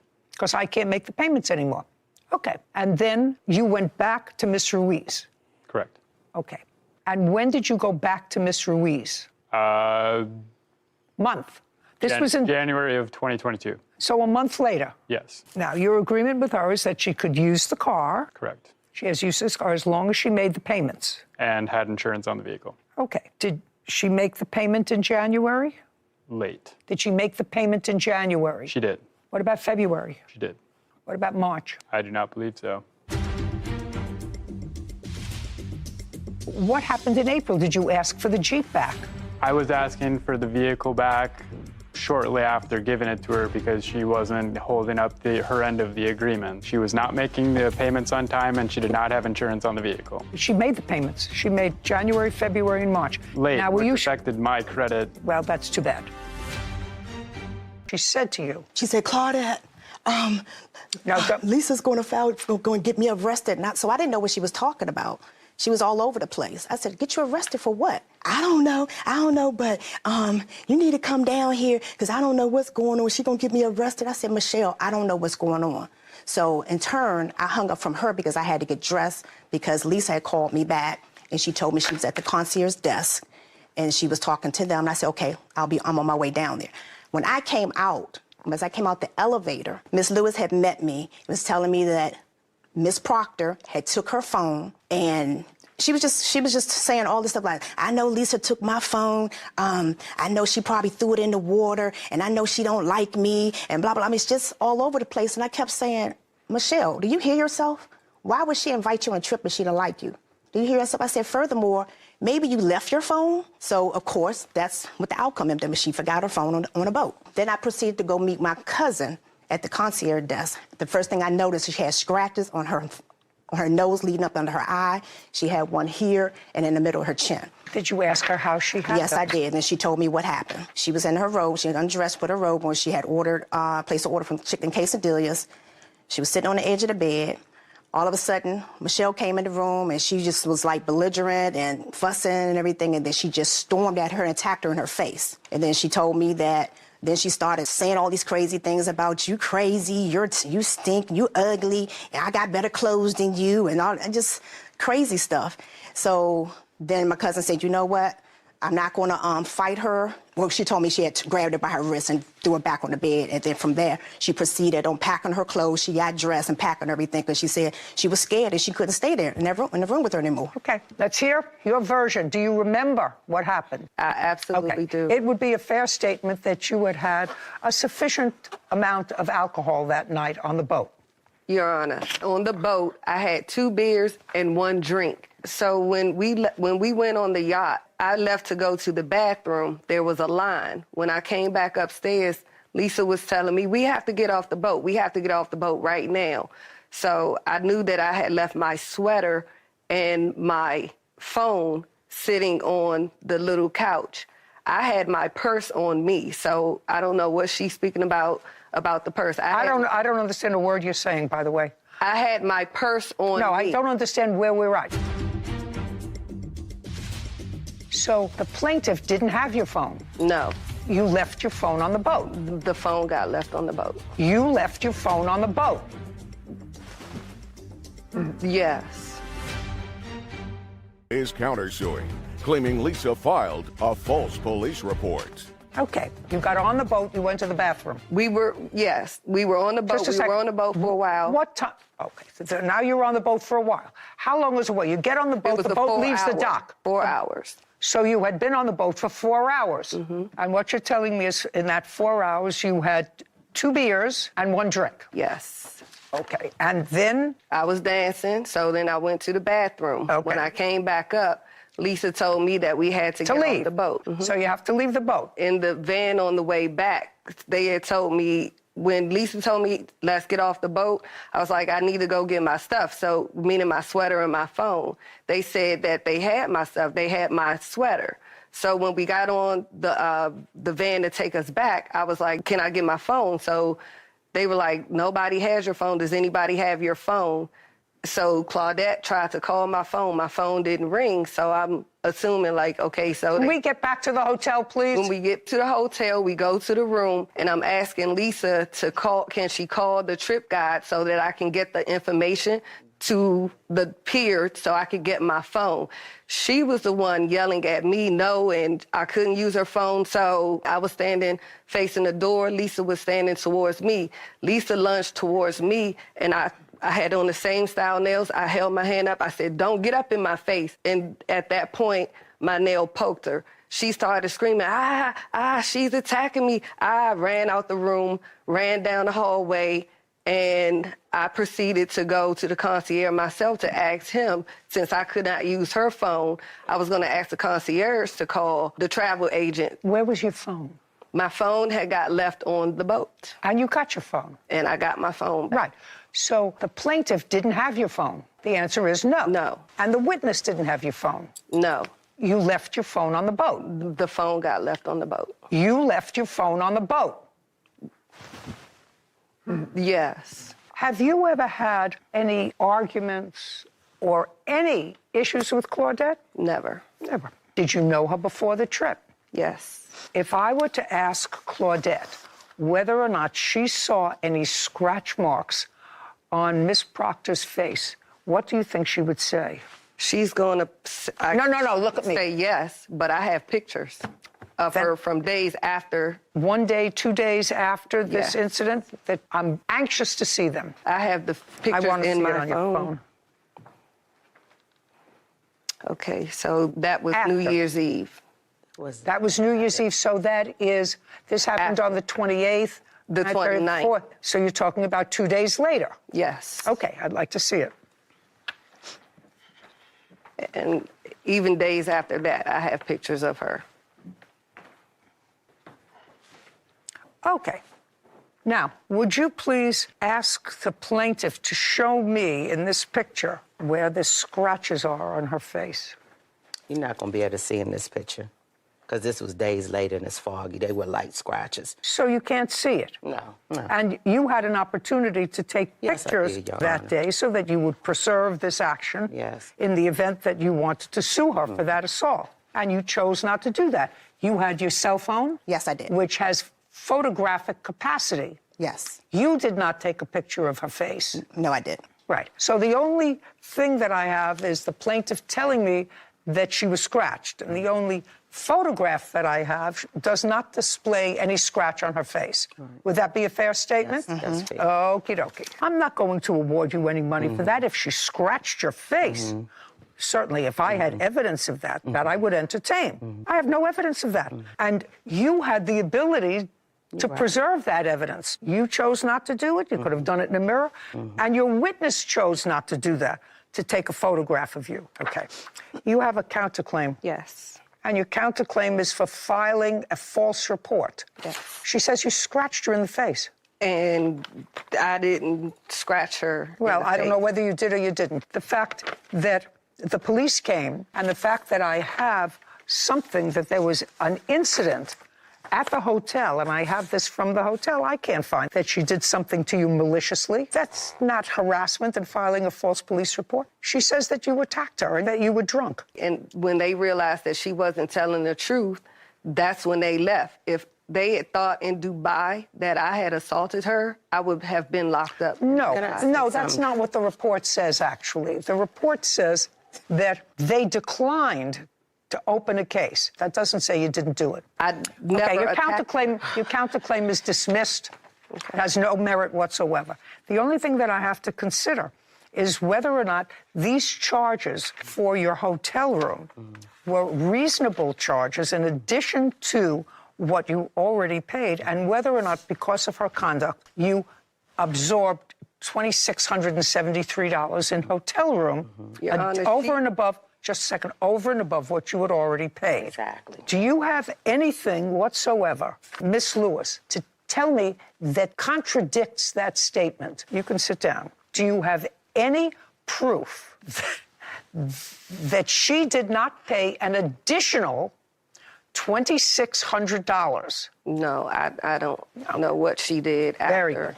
Okay. I'm satisfied that there was a kerfuffle, and I'm satisfied that you were drunk, and I'm satisfied that as a result of that, she had to absorb $2,673 for an additional hotel room. Judgment for the plaintiff. We're finished. Thank you very much. Your Honor. This court is adjourned. I don't think it's fair. I want my money back for getting a room, so I'm happy with that. Their whole story they corroborated was a lie together. She lied about everything. She lied about everything. attacking me. She lied about the police. And the only reason why I didn't press charges is because I didn't want her locked up in the back. She may have still been there now. I wish Judge Judy would have understood that they weren't telling the truth. Some people just can't hold their liquor. Thank you, Judge Judy. You know what I'm not understanding? I understand girls' trips away. I don't understand taking a 14-hour plane ride one way and drinking to the extent that you're not able to absorb all this wonderful new stuff around you that you will probably never see again. Yeah. It just sounds ludicrous. I mean, you want to drink? Great. Stay home.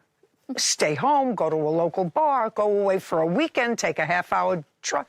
But to travel 28 hours, spend a fortune on plane tickets, stay in a nice hotel, and proceed to get so buzzed that you do things that are probably so out of character for you. It's just, to me, I don't understand it. Especially in a place where you don't know the customs, the rules, the decorum of the place that you're visiting could really land you in some trouble. Could have landed her in a lot of trouble. She would not have liked the jail in Dubai. Oh, yeah. Guaranteed. Anyway, I don't understand going to a foreign country that you probably never visit before and not maintaining a level of sobriety so you can enjoy every second. I agree. Just seems stupid, and I thought women were smarter. Have you been cheated? Go to judyjustice.tv. I want you to understand that I believe that you didn't put in a kennel for the dogs until April of 2023. You hear me? Yeah. Okie dokie. Okay. When was the next one? The next is so many, Your Honor. Oh, that's okay. I'm telling you, you were still there and you didn't put in a kennel until April of 2023. You were in violation of your lease for a very long time. Yeah. Yeah. You were in violation of your lease for a very long time, because I wouldn't like to live next door to you with two pit bulls roaming around the backyard. Right. Anything else? Not with the eviction. Great. So your next cause of action is slander, defamation of character. Tell me what that was. She made a few Facebook posts using my name. In what way? Saying how much I owed in rent, saying that I was unable to pay it. And then there's another one where she said that I tore her house up. That's what she's counterclaiming for. Yeah. So far, none of that is slanderous. Yeah, she lets her animals tear up the property. Miss Bell? Yes, ma'am. She says back here in August of this year, she lies about it, but fails to inform the magistrate landlord she lets her animals tear up the property. But does she want repairs done? No. Why, you say? She engineers lies on Facebook to justify her actions and not giving me access to the property so it can look like I'm not doing the repairs. What she put on Facebook. Yeah, I know it's what you put on Facebook. Your case is dismissed. All right, so we're finished with you. Money owed for defamation, property damage. How did she damage your property? That's all I'm interested in. She lit the self-igniting hot water tank. Okay, what else? I had the attorney's fees from her. What attorney's fees? The For what? attorney's fees about this case. They were $875. For what? For what case are you talking about? I'm talking about the small claims court case. And we also talked about tenants issues. We talked about, what I would be liable for. She filed an answer. All right, very, very nice. It's all very, very nice. You're living someplace else now? Yes, ma'am. You have another tenant in the house? No, ma'am. She hasn't released tenancy from the property, which is why I have to keep putting notices on the door so I can stay legal. Stop for a second. What do you mean she hasn't released? She hasn't given me the keys back to the property. She hasn't told me that she was moving from the property. My attorney called and, made contact to ask and had me ask her, and she hasn't moved anything. You mean she still has property there? Oh, yes, ma'am. She still has property there. What does she have? She has a bed, a dresser. Just a second. Do you still have any property that you want in the house? No, ma'am. You don't? No. When you moved out, did you leave things of yours there? No. What about a bed? No. A dog? What? She left the dog there for 10 days with no heat and said that I exposed the dog to 20-degree weather on Facebook. She said that. Did you leave a dog there? No, ma'am. You took a dog with you? Yes. Okay, you have any proof? I have both. Did she have 3 dogs? I have 2. No, did she have 3? She actually had 9. She had 2 dogs. Those dogs had puppies, and she ran a little farm out of my house. Listen to me. You've both submitted yourself to my jurisdiction. Yes. Say nothing. She has now gone from the house.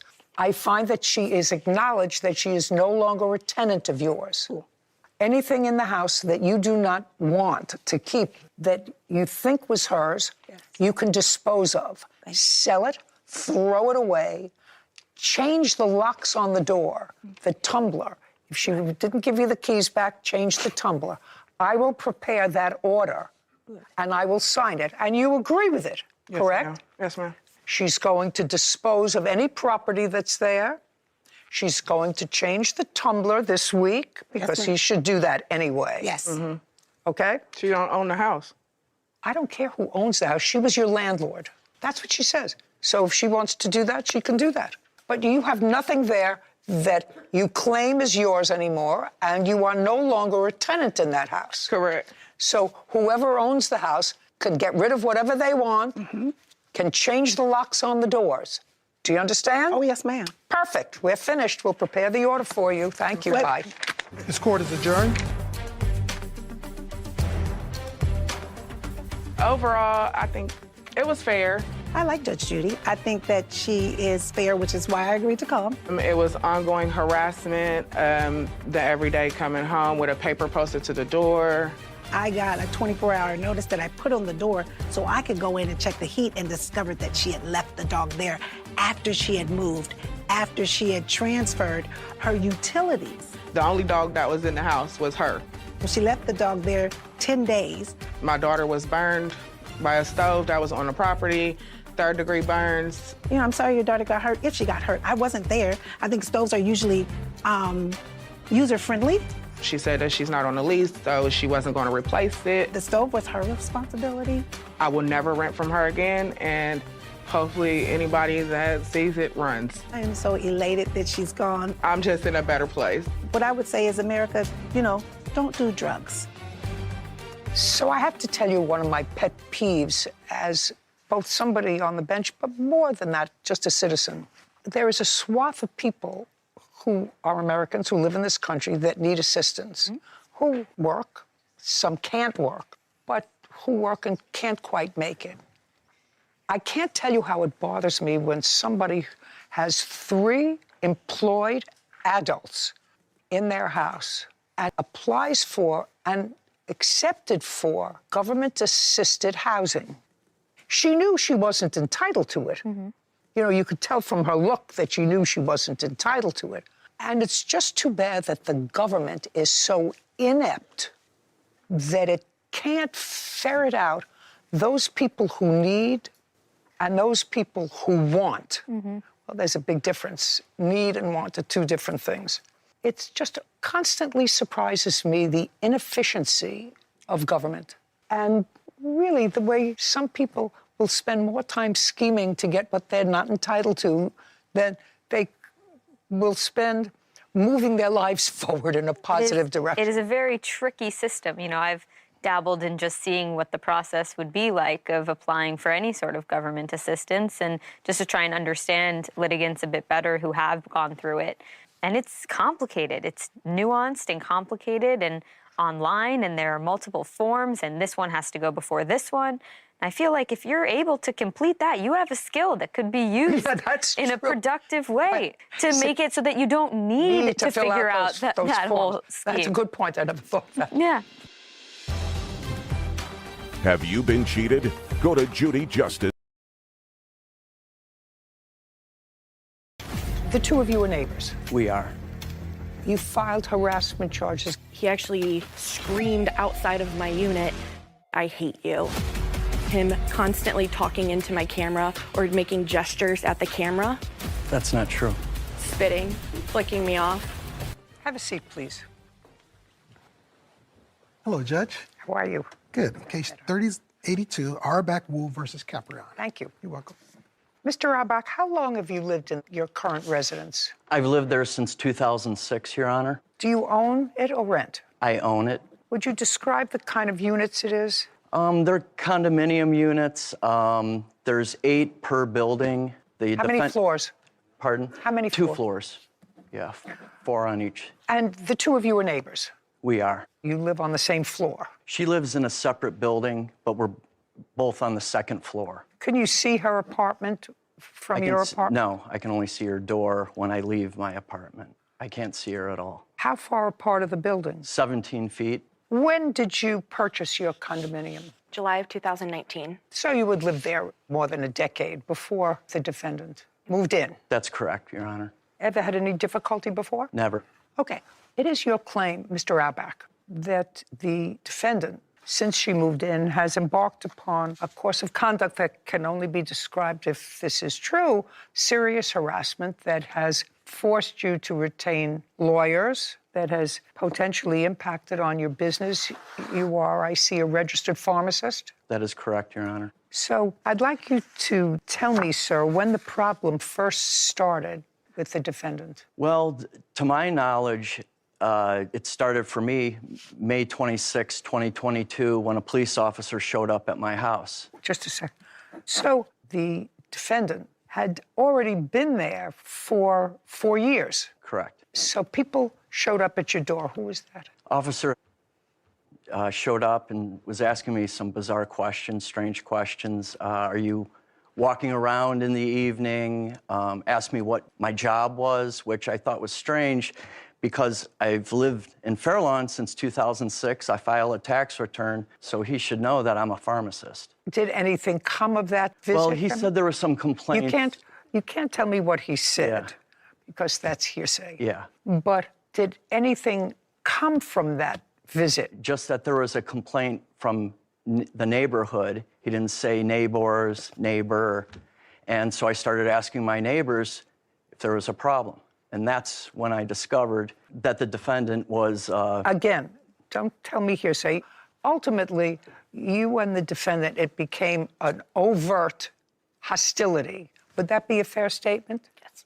Yes? Yes. And since Mr. Auerbach doesn't know the genesis of your problem with him, why don't you tell me, when did you start to have, according to you, a problem with him? Your Honor, I moved in July of 2019. Between July of 2019 and late 2021, I had noticed behavior. Marijuana was not legal in the state of Ohio. It is now legalized. But he was using marijuana outside on a very, very regular basis.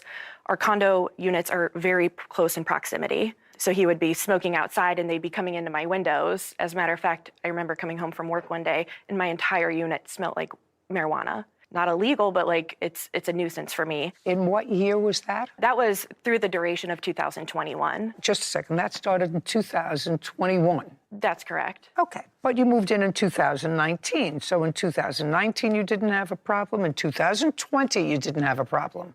I had seen him using during those times. But well, right now, marijuana use is legal. It's not illegal. Not illegal, and according to you, you could only see him outside. Right in front of my windows. It was in front of your windows, which, according to you, impacted inside your apartment on occasion. You smelled it inside your apartment. So what did you do? So late 2021, I had acquired these issues with Mr. Auerbach. Now, what issues did you acquire with him? So far, you smelled marijuana. What did you do as a result of seeing Mr. Auerbach smoke marijuana or smell it in your apartment when you came home? What did you do? Late 2021, I overheard Mr. Auerbach and his former girlfriend arguing very extremely. They had actually left their door wide open, and I heard this woman screaming. And knowing that he had been... Scream, just a second. Screaming what? Just fighting. She wasn't screaming, ah! She was screaming at him. That's correct. He was screaming at her. That's correct. Okay, you didn't hear her screaming. You heard two people having a fight. I heard her say... You heard two people having a fight. Yes. So what did you do? I called the police. Okay. Do you recall what it is that you said to the police? I told the police that there was a disturbing fight happening in front of my unit, and it seemed to be violent, and I was just worried for that girl. And I remember what she was saying, but I don't know if that's appropriate to say here. After reporting his drug use to the police, I'd like to know what she was saying. I'm not accepting it for the truth of whether or not she actually said it, but I'd like to hear what you tell me you heard or what you tell me you relayed to the police. Sure.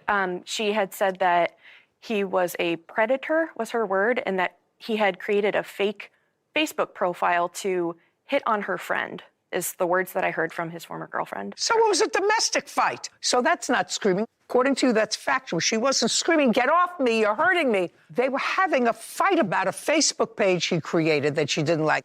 So now you interjected yourself by calling the police, and you were frightened for the girl. So far, she sounds as if she can protect herself, based upon what you tell me. So you called the police, and do you remember when that was? That was October of 2021. That's not true. Say nothing. When did the problem start that you refer to in your answer about the parking spaces in front of your condo? Yes, so on February 6th of 2022, again, I called the police because of Mr. Auerbach's behavior. No. You called the police because you heard, saw what? This was when foreign guests were coming into and out of his home multiple hours throughout the day and the night. I had known that he was a pharmacist just through the talk of the neighborhood. But well, it's not the talk of the neighborhood unless you're talking or listening. You saw foreign people coming in and out of his apartment, so you called the police. That's correct. That was the second call that you made? That's correct. Okay. I want you to get to the parking spaces. Sure. You don't have assigned spaces in the front of the building, correct? That's correct. But in front of your building, there are certain spaces. In front of his building, there are certain spaces, but they're not assigned. Yes. According to what I read, he was parking in front of your building.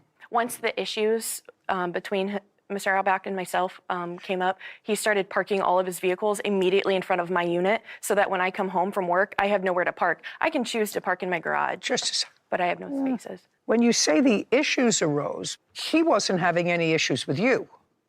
At that time, you were having issues with him. That's correct. You were having issues with him with smoking marijuana. You were having issues with him with having foreign visitors that you didn't recognize or know. So far, he didn't have any issues with you. Did the police respond on both instances, do you know? When I called the police in late October of 2021, I know they came out to just do a basic well check.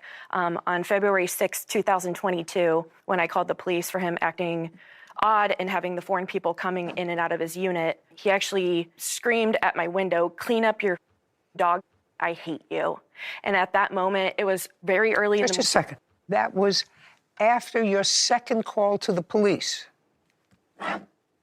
What happened next? I purchased a Ring doorbell camera. So you bought a Ring camera, and? I bought the Ring camera, and from that day, I have now to this day hundreds of videos of him harassing me.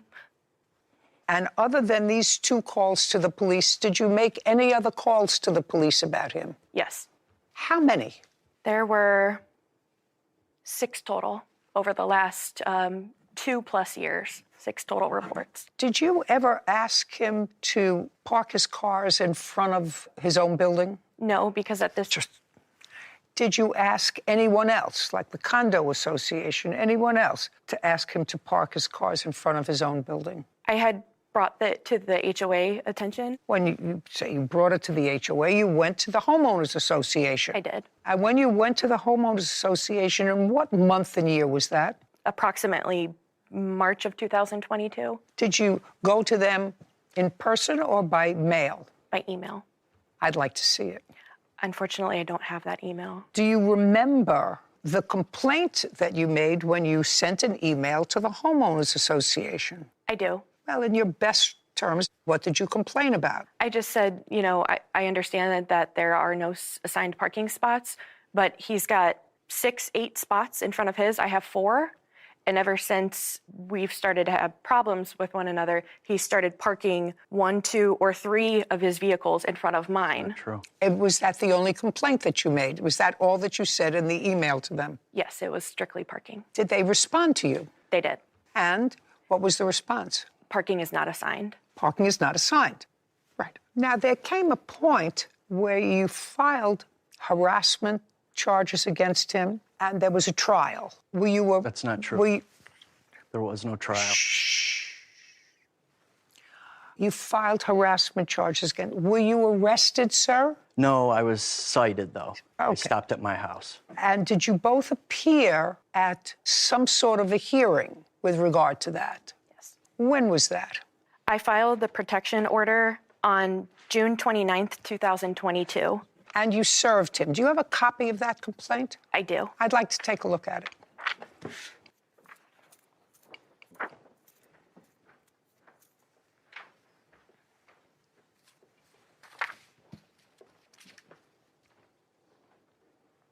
Okay. So this says, after reporting he has harassed and verbally via telecommunications and has physically stalked me, after reporting his drug use to the police, comments of "go kill yourself," some very bad language, have been made through my security camera. He also flips me off while shouting, again, expletive, into my camera. He watches me from his window when I walk outside. That's not true. Now, when you appeared together, what place did you go to? A courthouse? Yes. And did you appear before a judge? Yes. What month did you appear before a judge in 2022? I have noted that October 7th of 2022, the charges that he had received were in fact dropped. But when... Just a second. I'm not there yet. You want to tell me to go kill myself in my camera? Call me fat? Hey, just a second. Who are those together with him to a courthouse? What happened when you went with him to the courthouse? So the first time we went to the courthouse, we had gone on 2 different occasions. The first time we met with a judge, and I was given the opportunity to testify. I went up on the stand, and I gave her a summary of what he's been doing to me. During this testimony, the judge actually pulled the counsel into the back room. And when she came out, she said, "Mr. Albrecht, I see what you're doing." She said, "I see you looking at her." I want to know what happened with that case. You testified. You had a lawyer. He had a lawyer. I didn't have a lawyer at that time. You said you had a public defender. Right, a public defender. I hadn't hired. Just a second. A public defender is a lawyer. Yes, I'm sorry. Just because you're not paying for it doesn't mean he or she is not a lawyer. You had a lawyer. Yes. And after you testified, what happened? The hearing was continued. To another day? That's correct. And what happened on the next date, which was when? The next date was October 7th of 2022. Okay, and what happened on that date? So my public defender was there. We just waited, and she came over to me and said that the case was dismissed. I never saw anybody or talked to just anybody. a second. You came back the next time, and your case was dismissed? Yes. So do you have a decision with regard to that? Do you have a decision with regard to that? I'm just curious as to what happened. Well, there was actually 7 court dates that I attended. Those first few were arraignments. Does anybody have any written document with regard to what happened at that hearing? I have the court details right here the decision. with the dismissed.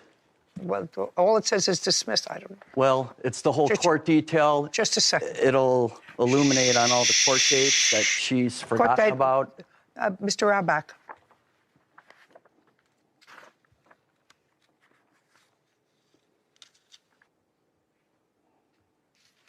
Oh, yeah, there were a lot of court dates. There were a lot. Shh. You don't have to agree with me, sir. That's a statement.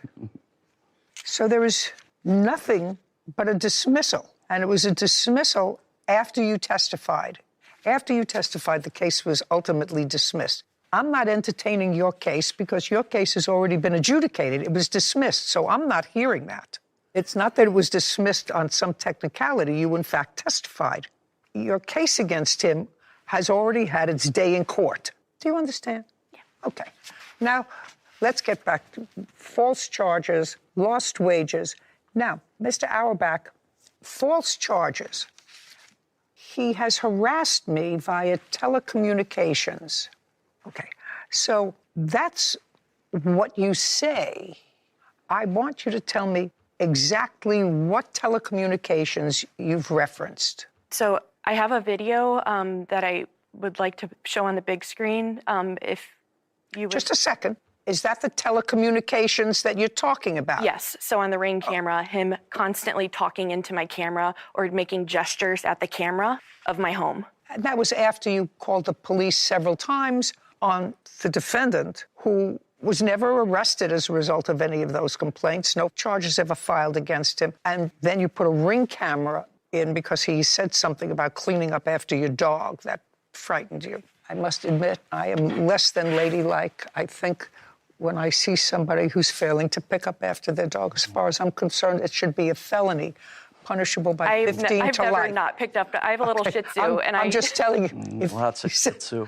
I always pick up. So now I'd like to see, after you put a Ring camera in, because after you started to have trouble with him, according to you, yes, for doing nothing that was illegal, but for which you called the police several times, now I'll see your video. Standing on my doorstep. Shh, shh, shh, shh.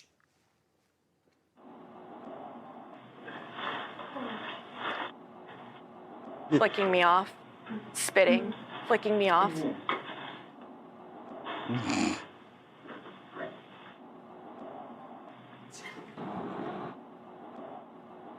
That stupid dumb. This is every day. Why?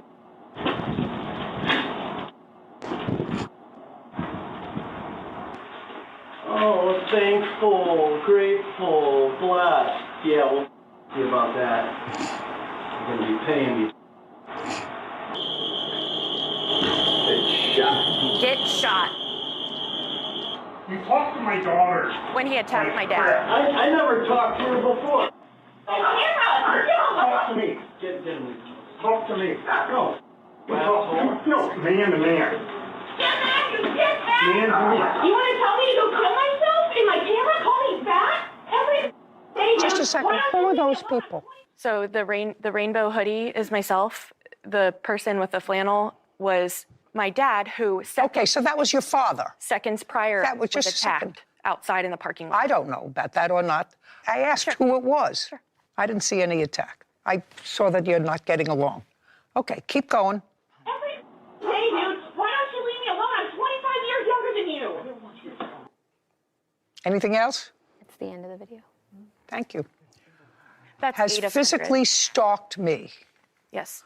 I want to know how he has physically stalked you. Is that what I just saw? Or you're talking about follows you to your job, follows you to... Let me hear. Sure. Never. So I have a little Shih Tzu that I walk around my neighborhood, and when I'm walking her, he has gotten into his Camaro, came up right next to us, puts it in neutral, and rums his engine at me as I'm walking my dog, me minding my business, looking straight. I don't say anything back. I just keep going till I get home to my house. How many times had you called the police on him?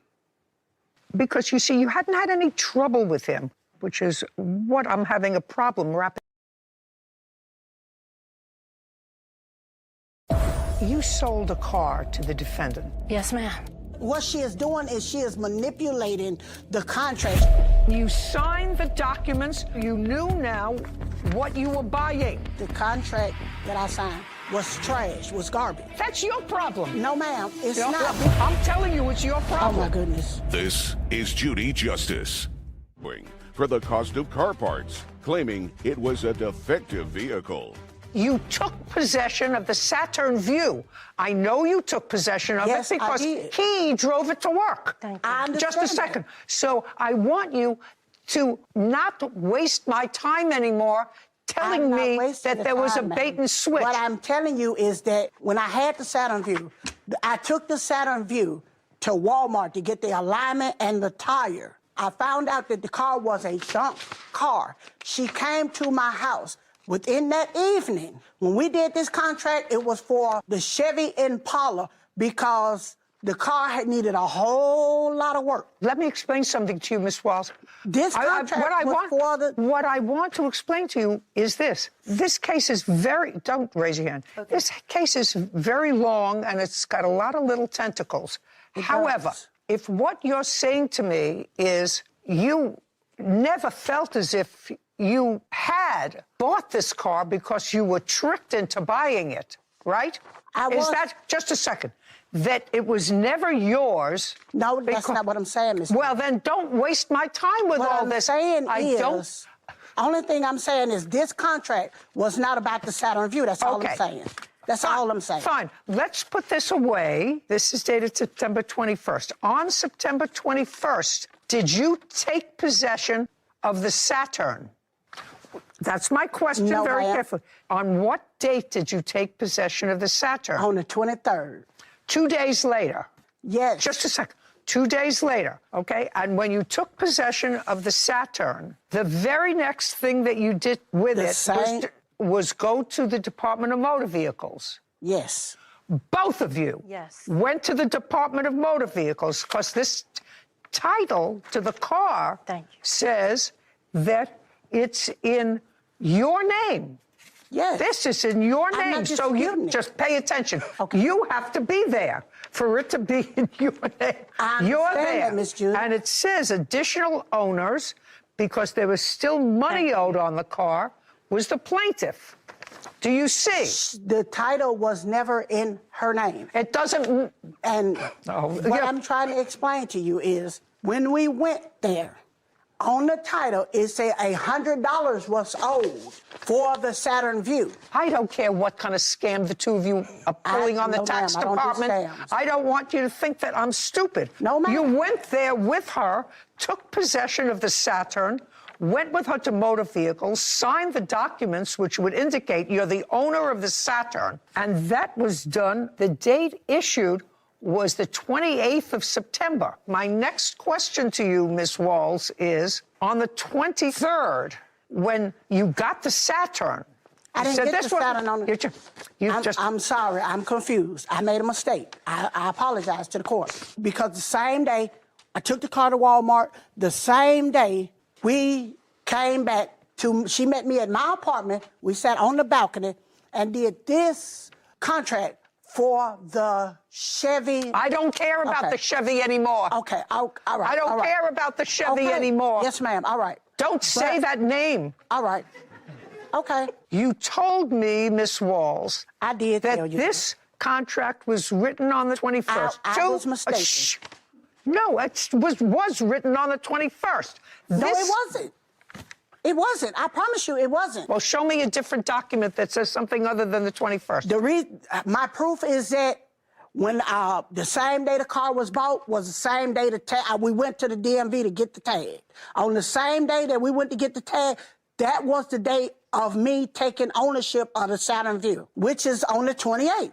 I could read back to you what you said before. You said it was 2 days later that you switched. I made a mistake. It was 2 days later that you switched from the Impala, which I said I'd never say again, to the View. You said 3 days later. No, okay, then let's get back. I was mistaken. Just a second. Don't clear anything up for me. I'm going to get a timeline. Put your hand down. How did you get to the Department of Motor Vehicles? We drove the Saturn View. Okay. The two of you drove the Saturn... On the 28th. Yes, it was the 28th. The day of the purchase of the Saturn View. Just a second. The two of you drove the Saturn View on the 28th to the Department of Motor Vehicles. And now don't speak. The two of you didn't drive. One of you drove and one of you was the passenger. Who drove? I think she drove. She drove. No. Okay. Where was the car parked on the 28th? On the 28th? Well, just a second. Go ahead. I can see it's slippery. Where was the car parked on the 28th? Your Honor, can I go back a little bit, please? No. Okay. I asked you where It was parked No, just It was parked at her house on the 21st to the 28th, because I parked it at her house. So the 28th, it was at her house. Did she? ma'am. Okay. Sorry. Sorry. Okie dokie. Stand up. You're her son. You work full time. Yes, ma'am. Move over there. Who do you work for? At the time, I was working for Caterpillar, Where are they located? Lafayette, Indiana, And how far was that from your mother's house? 10 minutes away. And you were living with your mother? Yes, ma'am. How many times did you drive the Saturn to work? How many days? 2 weeks. From when to when? From Well, let me put it to September. you this: when did your job end? My job ended October 30th. And what was the first day you drove this car to work? October 1st. You never drove the car to work before that? No, ma'am, I have not. How were you getting to work before that? Uber, sometimes Lyft. Now, your mother had this car at her house. Why didn't you take this car before? Because they were rationing out their agreement upon the car. I was told that the car needed to be worked on. That way I couldn't use it because it was undrivable. Okay. And you did, in fact, drive it on October 1st. Yes, ma'am. So if it was undrivable before October 1st, someone made it drivable. Yes, ma'am. Okay. And at some point, the car was taken to a mechanic. Yes, ma'am. That was before October 1st, because you drove the car October 1st. Yes, ma'am. Right? Okay. And how long did the car stay in the mechanic? It couldn't have been no more than 2 days because I drove it on October 3rd. But when I drove it to work on October 3rd. October 1st, you drove it. Yes, was ma'am. the first day that you said you drove the car. Yes, ma'am. That was the first day. Okay. I look at what you swore to at What the I department. swore No, to? speak not. This is what your son was driving. I jump in the bathtub, it's time to get all clean. I'll be the cleanest kid you've ever seen. The soap and the bubbles are filling up the tub, so I'll jump in the water and scrub, scrub, scrub. Wash my hair, do-do-do-do-do. Wash my hair, do-do-do-do-do. Wash my hair, do-do-do-do-do. Wash my hair. Now it's time to wash my face so nice and bright. The bubbles are tickling, but I feel alright. Scrub it up my cheeks, my nose, my chin, making sure I'm sparkling from within. Wash my face, do-do-do-do-do. Wash my face, do-do-do-do-do. Wash my face, do-do-do-do-do. Wash my face. Let's wash our arms and hands, it's really fun. I'm dancing in the tub, oh look, we're almost done. Bubbles everywhere, I'll make them fly. I'll be squeaky clean and ready to dry. Wash my arms, do-do-do-do-do. Wash my arms, do-do-do-do-do. Wash my arms, do-do-do-do-do. Wash my arms. Now for my knees and toes, let's get them scrubbed. The bubbles are popping, they make a fun hubbub. I'm splashing and laughing, it's such a blast. Bath time is the best, let's make it last. Wash my knees, do-do-do-do-do. Wash my knees, do-do-do-do-do. Wash my knees, do-do-do-do-do. Wash my knees. Wash my toes, do-do-do-do-do. Wash my toes, do-do-do-do-do. Wash my toes, do-do-do-do-do. Wash my toes. Now I'm all clean from head to toe. Time to hop out, let's dry off and go. The bubbles were fun, I'll see you next time for another scrub-a-dub in this bathtub rhyme. Yes, she gave a deposit on each pig because the amount was more and she didn't have enough right then, so she's going to make payments. Okay. And in total, she paid you how much? She paid me $1,500 deposit on each piglet, and then she gave me 3 payments of $250 Zelle payments, which she was supposed to pay for $250 every 2 weeks.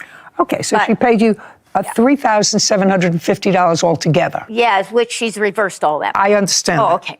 And the total purchase price for the 2 pigs that she purchased? Okay, each one was $2,700. Okay. And well, let me go through something that each of you agree on. She purchased 2. You sent them to her. Correct. In transit, before she got them, one of them died. Yes, due to complication in Spain. Okay. One of them didn't die in your custody. Correct. Died in transit. Correct. Okay, so we don't know, but we know that certainly the Correct. piglet didn't die of old age.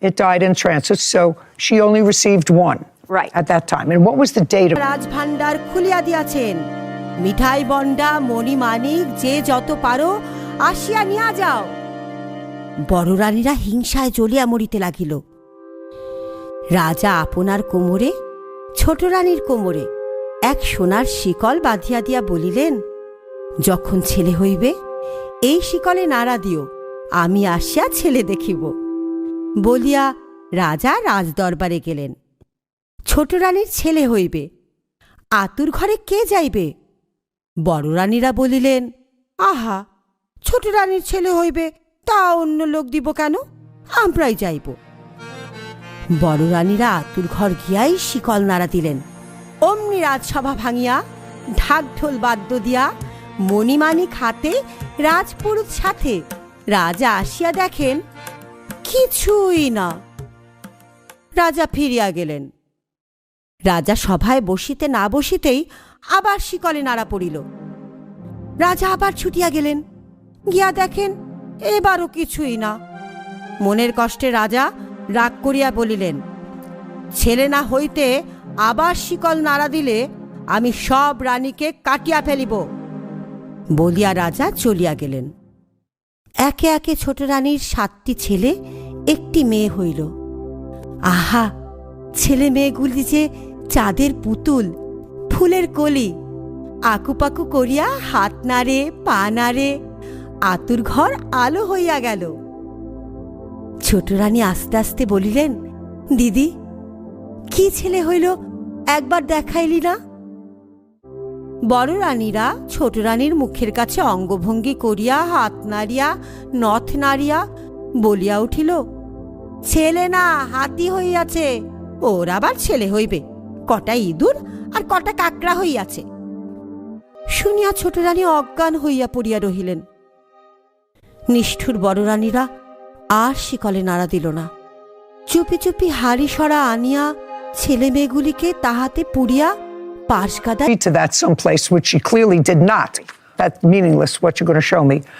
And if you pay attention and don't shout out, maybe you'll find out that what I'm saying to her is to your benefit, and you're not supposed to interfere when the fact finder seems to be finding in your favor. So she was under no obligation to return your money. No, she had.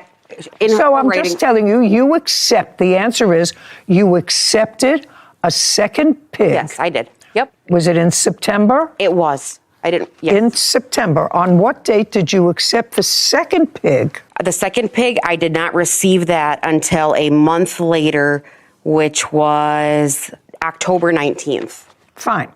So these are a couple of questions I have specifically for you. The first pig that you got from her on September 21st is named what? That is alive? Yes. That is Bacon.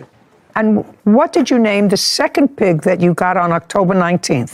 That was Hammy. And according to your papers, you took Hammy and Bacon to the vet on the 28th of October. 26th, I brought them to the vet. That's different from what you said here. I assume you have the paperwork from the vet. Yep, I got the discharge summary. Here you say in your answer that you took them on the 28th and you got an estimate for spaying them. I went on the 26th, and at that point I found out that the pigs were not spayed as per... As per what? As per our conversation. I have conversations saying that the pig will be spayed. And on the 26th, I went to the vet, found out it was not spayed, and said, how much would it be to spay? I got a quote on the 28th, and that is... Did you take the pigs back for the quote? No. So I'm they were spayed. Just a second. I'm talking. Okay. You don't want me just to dismiss your whole case. No. Right? Which I'm thoroughly prepared to do. I have other things to do today. All I know... Tattered flags wave in the breeze, scrap metal symphonies play with the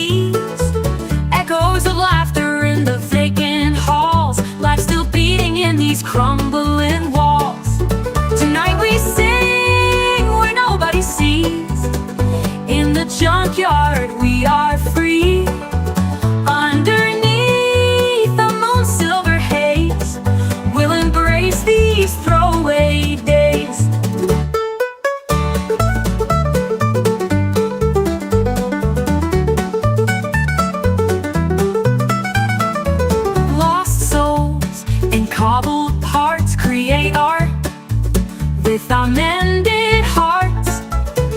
Every scratch has a story to tell in this haven of heaven and hell. Old guitars strum a haunting tune underneath the pale forgotten moon. Oil-stained fingers dance in grace, finding rhythm in a discarded place. Tonight we sing where nobody sees. In the junkyard we are free. Underneath the moon's silver haze, we'll embrace these throwaway days. Presented for examination. When Hammy arrived, she had a pendulous belly that the breeder attributed to a parasite, and she was dewormed with a product provided by the breeder, after which this appearance resolved. This is according to you. This is what you gave the vet. And Hammy began to gain weight. Yes. Both pigs are bright and active at home with excellent appetites. So far, that's what the vet is getting from you about the pigs. Yep. That they're both happy, healthy. She gave you stuff to deworm them. Hammy started to gain weight. And then the vet gave them this medicine. And 2 days later, Hammy died. This is from your history to the vet, that the pigs were fine. Yep. The vet gave both pigs this very strong medication, and I want you to describe what happened to the pig the day after you came back.